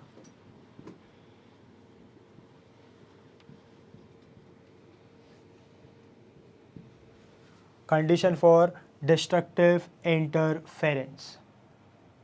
सो क्लास जब हम लोग बात करते हैं what condition for destructive interference, बोलो अब रिजल्टेंट इंटेंसिटी हमको कैसा चाहिए वहाँ पे, मिनिमम ना, और रिजल्टेंट एम्पलीट्यूड भी कैसा चाहिए, मिनिमम। तो बोलो cos phi कैसा आना चाहिए, मिनिमम, और cos phi का मिनिमम वैल्यू क्या होता है, lowest -1।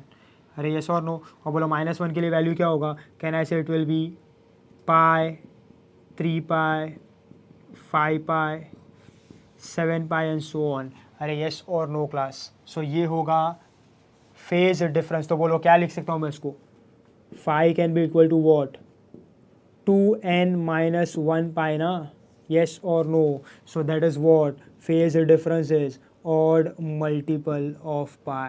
Phase difference is what odd multiple of pi. Class ये होगा phase difference, that is odd multiple of pi, the condition for what, the condition for destructive interference। समझ में आ रहा है क्लास, इस तरीके से। अब क्लास अगर मैं कंसिडर करूँ यहाँ पे इन टर्म्स ऑफ पाथ डिफरेंस, तो बोलो पाथ डिफरेंस क्या हो जाएगा अभी?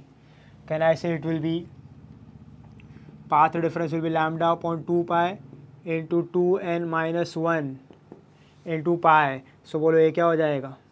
2n minus 1 pi ना, so ये पाई पाई गया, so बोलो क्या हो जाएगा? path difference will be what? 2n minus 1 lambda by 2. That is what path difference is, odd multiple of lambda by 2. बोलो यहाँ पे n का वैल्यू क्या होगा? n का, where n is what? n is 1 2 3. अरे यस और नो? यहाँ पे n क्या होगा? 1 2 3. और बोलो यहाँ पे n क्या था? It was 0 1 2 3. अरे यस और no class? So this is condition for what? This is condition for destructive interference. So याद रखो फॉर कंस्ट्रक्टिव क्या होगा? Path difference is even multiple of pi, sorry phase difference is even multiple of pi, path difference is even multiple of lambda by 2. For destructive interference, phase difference is odd multiple of pi and path difference is odd multiple of lambda by 2. अब यहाँ पे अगर मैं resultant intensity find out करूँ IR, तो बोलो अगर मैं सब्स्टिट्यूट करूँ वहाँ पे वैल्यू, तो क्या हो जाएगा? I1 प्लस I2, ये हो जाएगा minus 2 root I1 I2. So बोलो रिजल्टेंट इंटेंसिटी कितना आएगा? It will be root of I1 minus root of I2 the whole square. अरे यस और नो? ये होगा रिजल्टेंट इंटेंसिटी. और रिजल्टेंट एम्पलीट्यूड क्या आएगा? बोलो resultant amplitude will be A1 minus A2. You can substitute and you can check it out. तो ये होगा, बोलो if I1 is equal to I2 is equal to I. So tell me what will be the resultant intensity? Can I say it will be 0 ना? मतलब ये क्या हो गया? I minimum. I minimum क्या आया? 0. और A minimum भी क्या आएगा? 0 है ना? तो ये होगा उसका minimum value. This is minimum value. Yes or no? Now class, this are what? This is condition for constructive interference and destructive interference, and this is the resultant intensity at that particular point. Now class, एक last point और सबसे important point और सबसे spectacular point about interference of waves and interference of light. ये sound wave सबके लिए applicable है. Now class, understand करना. बोलो हमने क्या बोला था कि जब सुपरपोजिशन होता है तो इससे एक वेव आएगा, इससे एक वेव आएगा, यहाँ पे मिलेगा. इसका इंटेंसिटी आई है, इसका इंटेंसिटी आई है. बोलो जब सुपरपोजिशन होगा तो वेव कंबाइन हो रहा है, ऐड हो रहा है. तो कहना ऐसे जब वो ऐड होगा तो आई और आई मिलके कितना होना चाहिए था? 2i ना. जैसे एम्पलीट्यूड कितना हो रहा था? 2a. तो आई और आई मिलके कितना होना चाहिए था? 2i. बट यहाँ पे कितना आया? Maximum intensity when constructive interference takes place. बोलो कितना आया? 4i. आना कितना चाहिए था? 2i. आया कितना? 4i. याद रखो अभी. बोलो 2i का 4i हो गया, मतलब एनर्जी बढ़ रहा है ना. एनर्जी बढ़ रहा है मतलब क्या? ऐसा बोल सकते हो 2i आना चाहिए था, 4i आना, मतलब एनर्जी जनरेट हो रहा है. बोलो अब ये किसके लिए हो गया? For constructive interference. नाउ जब दो वेव आया यहाँ पे डिस्ट्रक्टिव इंटरफेरेंस किया तो डिस्ट्रक्टिव इंटरफेरेंस भी क्या हो रहा है? सुपरपोजिशन हो रहा है. तो कंबाइन होना चाहिए था और कितना आना चाहिए था? I 2i. The resultant intensity. बोलो यहाँ पे रिजल्टेंट इंटेंसिटी कितना आया? 0. तो आना कितना चाहिए था? 2i. आया कितना? 0. मतलब 2i से कम हो गया, मतलब कहने से एनर्जी डिस्ट्रॉय हो गया ना. सो क्लास यहाँ पे क्या हो रहा है? एनर्जी क्रिएट हो रहा है. 2i से 4i. यहाँ पे क्या हो रहा है? एनर्जी डिस्ट्रॉय हो रहा है. 2i से 0. But class, is it practically possible? Is it possible in physics कि एनर्जी बढ़ जाएगा, एनर्जी जनरेट होगा, या तो एनर्जी डिस्ट्रॉय हो जाएगा, या तो इंटेंसिटी डिस्ट्रॉय हो जाएगा? No. So according to law of conservation of energy ऐसा नहीं हो सकता है कि एनर्जी बढ़ गया, एनर्जी क्रिएट हुआ, एनर्जी कम हो गया, एनर्जी 0 हो गया, एनर्जी डिस्ट्रॉय हो गया. सो क्लास, बट एक चीज़ तो हो सकता है ना. There can be transfer of energy from one point to another point. Energy cannot be created nor be destroyed, but it can be transferred from one point to another point. Class उसी law of conservation of energy के फंडे पे ये पूरा concept of interference of waves based है. देखो हम कहाँ से कहाँ आ गए. It is all based on law of conservation of energy. अब अंडरस्टैंड करो होता क्या है. बोलो मीडियम है, मीडियम में सोर्सेज हैं, मल्टीपल सोर्सेज से मल्टीपल वेव्स जा रहे हैं. ये मीडियम के मल्टीपल डिफरेंट पॉइंट्स पे मिल रहे हैं.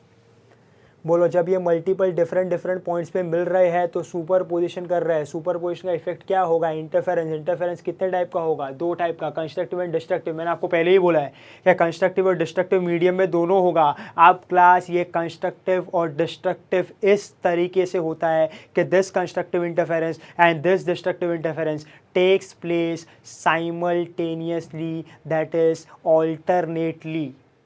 अब क्लास ये कंस्ट्रक्टिव और डिस्ट्रक्टिव इस तरीके से होगा मीडियम में कि they will take place alternately. मतलब जो डिफरेंट पॉइंट्स पे कंस्ट्रक्टिव और डिस्ट्रक्टिव इंटरफेरेंस हो रहा है वो इस तरीके से होगा कि एक पॉइंट पे कंस्ट्रक्टिव होगा, उसके जो नेबरिंग पॉइंट है, जो नेक्स्ट पॉइंट है, वहाँ पे क्या होगा डिस्ट्रक्टिव, फिर कंस्ट्रक्टिव, फिर डिस्ट्रक्टिव, फिर कंस्ट्रक्टिव, फिर डिस्ट्रक्टिव, फिर कंस्ट्रक्टिव, फिर डिस्ट्रक्टिव. इस तरीके से कंस्ट्रक्टिव इंटरफेरेंस और डिस्ट्रक्टिव इंटरफेरेंस होता है. सच दैट वॉट कि बोलो कंस्ट्रक्टिव इंटरफेरेंस हो रहा है, एनर्जी बढ़ना चाहिए, इंटेंसिटी बढ़ना चाहिए. डिस्ट्रक्टिव इंटरफेरेंस हो रहा है, एनर्जी कम होना चाहिए, इंटेंसिटी कम होना चाहिए. ये अचीव करने के लिए डिस्ट्रक्टिव इंटरफेरेंस जब होगा तो डिस्ट्रक्टिव इंटरफेरेंस क्या करेगा, अपना एनर्जी उठा के किसको दे देगा, कंस्ट्रक्टिव इंटरफेरेंस को. क्योंकि कंस्ट्रक्टिव इंटरफेरेंस में एनर्जी बढ़ना चाहिए, डिस्ट्रक्टिव इंटरफेरेंस में एनर्जी कम होना चाहिए. Such that destructive interference will give its energy to what, constructive interference. So बोलो क्या होगा, यहाँ पे होना चाहिए था 2i, यहाँ पे होना चाहिए था 2i, बट जैसे इसका 2i इसको मिला, बोलो ये कितना हो गया 4i, और ये कितना हो गया 0, और ये कैसा बन गया ब्राइट, और ये कैसा बन गया डार्क. ऐसा bright dark bright dark bright dark, ऐसा कंस्ट्रक्टिव डिस्ट्रक्टिव कंस्ट्रक्टिव डिस्ट्रक्टिव, ऐसा डिस्ट्रीब्यूशन ऑफ एनर्जी. तो इसीलिए क्या बोला है रीडिस्ट्रीब्यूशन ऑफ एनर्जी, कि इसने अपना 2i उठा के इसको दे दिया 4i, 2i उठा के उसको दे दिया 4i, 2i उठा के उसको दे दिया 4i, 2i उठा के इसको दे दिया 4i. बोलो क्या हो गया 0 4i 0 4i 0 4i 0 4i. Constructive destructive constructive destructive constructive destructive and bright dark bright dark bright dark. इस तरीके से क्या हो रहा है, इंटरफेरेंस ऑफ लाइट. इसीलिए क्या बोला है, रीडिस्ट्रीब्यूशन ऑफ एनर्जी और modification in intensity of at particular points in a particular medium due to superposition of light waves is what, interference of light. अगर मैं एग्जांपल लूँ क्लास, 10 लोग खड़े हैं लाइन में, और ये जो 10 लोग हैं इन सब के पास 100 रुपये है. अब ऐसा अनाउंसमेंट हुआ कि जितने भी ऑड लोग हैं वो इवन को पैसा दे दे. सो बोलो 100 रुपये दे दिया, तो ऑड के पास अभी क्या बचेगा 1 3 5 7, 9 के पास क्या बचेगा 0, और जो 2 4 6 8 10 होगा उसके पास कितना हो जाएगा 200 ना. तो यही तो हो रहा है जब सुपरपोजिशन नहीं हो रहा है, जब एक ही सोर्स है तो सबके पास इक्वल डिस्ट्रीब्यूशन. जैसे ही सुपरपोजिशन हुआ, जैसे ही इंटरफेरेंस हुआ, बोलो कुछ पॉइंट्स कंस्ट्रक्टिव कुछ पॉइंट डिस्ट्रक्टिव. डिस्ट्रक्टिव ने अपना एनर्जी उठा के दिया कंस्ट्रक्टिव को, कंस्ट्रक्टिव का एनर्जी बढ़ गया, डिस्ट्रक्टिव का एनर्जी कम हो गया. यहाँ पे इंटेंसिटी बढ़ गया, यहाँ पे इंटेंसिटी कम हो गया. साउंड होगा तो लाउडनेस, यहाँ पे कम साउंड. लाइट होगा तो ब्राइटनेस, यहाँ पे डार्कनेस. वाटर वेव होगा तो वाटर वेव का एम्पलीट्यूड ज़्यादा, यहाँ पे एम्पलीट्यूड कम. यस और नो. ये जब आपने सुपरपोजिशन ऑफ वेव्स में फॉर्मेशन ऑफ बीट्स पढ़ा था तो देखो ना उसमें भी क्या हो रहा है, ऑल्टरनेटली कंस्ट्रक्टिव डिस्ट्रक्टिव इंटरफेरेंस हो रहा था. Constructive destructive, waxing वेनिंग. ऐसे ही होगा कॉम्बिनेशन में कंस्ट्रक्टिव डिस्ट्रक्टिव. मतलब क्या हो रहा है, जो वेनिंग है वो अपना एनर्जी उठा के किसको दे रहा है, वैक्सिंग को. सच दैट यहाँ पे इंटेंसिटी बढ़ गया और यहाँ पे इंटेंसिटी कम हो गया. मतलब यहाँ पे साउंड ज्यादा सुनाई दे रहा है, यहाँ पे साउंड कम सुनाई दे रहा है, तभी तो बीट फॉर्म हो रहा है. सिर्फ साउंड ज्यादा सुनाई देने से बीट थोड़ी फॉर्म होगा. साउंड ज्यादा कम तब जाके बीट सुनाई देगा. सो इंटरफेरेंस ऑफ लाइट में भी ये होगा, ब्राइट डार्क, ज्यादा कम, तब जाके बराबर इंटरफेरेंस ऑफ लाइट दिखेगा और इंटरफेरेंस पैटर्न फॉर्म होगा. Do you get my point class? Light, ये वाटर वेव्स में भी ये हो रहा है, जो भी हम लोग बीच वगैरह पे वाटर देख रहे हैं, वेव्स देख रहे हैं, तो कुछ पॉइंट पे वेव्स बढ़ जा रहा है, कुछ पॉइंट पे कम, कुछ पॉइंट पे ज़्यादा, कुछ पॉइंट पे कम. सो कंस्ट्रक्टिव डिस्ट्रक्टिव, इसलिए तो वाटर में बैलेंस है. सो नेचर कुछ फॉलो कर रहा है टू कीप द बैलेंस. समझ में आ रहा है क्लास? साउंड का आपको बीट सुनाई देता है, वाटर का वेव्स आपको दिखाई देगा, बट लाइट का जो इंटरफेरेंस हो रहा है, आप बोलोगे सर यहाँ पे भी तो मल्टीपल सोर्सेज है, लाइट का इंटरफेरेंस क्यों नहीं दिखाई दे रहा है? क्योंकि लाइट के इंटरफेरेंस में अभी हम स्टडी करेंगे उसको. कुछ तो पर्टिकुलर पॉइंट्स हैं जो सेटिस्फाई नहीं हो पा रहे हैं इन ऑर्डिनरी लाइफ, जिसकी वजह से हमको इंटरफेरेंस ऑफ लाइट दिखाई नहीं दे रहा है, हमको एक एवरेज इल्यूमिनेशन दिखाई दे रहा है. हो रहा है बट हम उसको देख नहीं सकते. समझ में आ रहा है क्लास? हम उसको ऑर्डिनरी लाइफ में देख नहीं सकते. सो अब क्लास अगर इंटरफेरेंस देखना है, इंटरफेरेंस पैटर्न फॉर्म करना है, ये ब्राइट डार्क फॉर्म करना है, तो क्या करना पड़ेगा? तो क्लास ये इंटरफेरेंस ऑफ लाइट हमको परफॉर्म करना पड़ेगा in lab with some suitable conditions, और इंटरफेरेंस पैटर्न को बनाना पड़ेगा. सो नेक्स्ट क्लास हम यही स्टडी करते हैं ये चैप्टर में कि how to make a study interference pattern, how to study interference of light. और ये सबसे पहले किया था थॉमस यंग ने, that is Young's double slit experiment to perform interference of light. To perform what? Interference of light practically. उसने lab में with some suitable conditions एक स्टेडी इंटरफेरेंस पैटर्न बनाया था, एक इंटरफेरेंस पैटर्न बनाया था जिसमें ब्राइट डार्क पॉइंट्स थे, और ये इंटरफेरेंस पैटर्न बना था, और उससे प्रूव हुआ कि इंटरफेरेंस ऑफ लाइट हो सकता है और लाइट इंटरफेरेंस कर सकता है. Therefore light is a wave, जो हमको स्टडी करना है अभी. So class such a beautiful, exceptional, it's a spectacular phenomena अगर आप इसको समझ पाओ तो. मीडियम में हुआ क्या? सुपरपोजिशन ऑफ वेव्स की वजह से पहले जो एनर्जी बराबर से डिस्ट्रीब्यूटेड था, अभी सुपरपोजिशन ऑफ वेव्स की वजह से सब रीडिस्ट्रीब्यूट हो गया. कुछ पॉइंट्स से अपना एनर्जी उठा के दूसरे पॉइंट्स को दे दिया, तो यहाँ पे एनर्जी बढ़ गया, यहाँ पे कम, बढ़ गया कम, बढ़ गया कम, बीट्स फॉर्म होता है. उसकी वजह से ही तो गाने वगैरह बनते हैं. This is all based on superposition of waves, constructive destructive. Water का बैलेंस उसी की वजह से. लाइट में भी ये होता है, बहुत बड़े बड़े एक्सपेरिमेंट है इसके ऊपर, बहुत ज़्यादा स्टडी होता है इंटरफेरेंस वगैरह पे, बहुत ज़्यादा यूज़ है इसका in physics. So it's a beautiful phenomena of redistribution of energy, that is modification in intensity due to superposition of waves based on law of conservation of energy, that is interference of waves and interference of light. I hope I am clear with you. You just have to remember the most important thing, that is condition for constructive interference and destructive interference. तो जहाँ पे भी constructive हो रहा है medium में, वहाँ पे फेज डिफरेंस या तो पाथ डिफरेंस क्या है? It is even multiple of pi और even multiple of lambda by 2.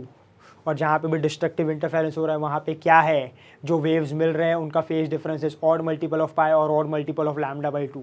तभी ही ये होगा, नहीं तो नहीं होगा. Do you get my point? So I hope class आज हमने जो भी डिस्कशन किया है, that is very much clear with you. I hope this all is clear. So we are done with what is superposition of waves, what is interference of light, what is interference of wave, what are the conditions, everything about interference. Today, next time we start with Young's experiment, the first experiment to study interference of light. Till then, see the lecture properly, understand the conditions again. Till then, see you. Bye bye. Take care.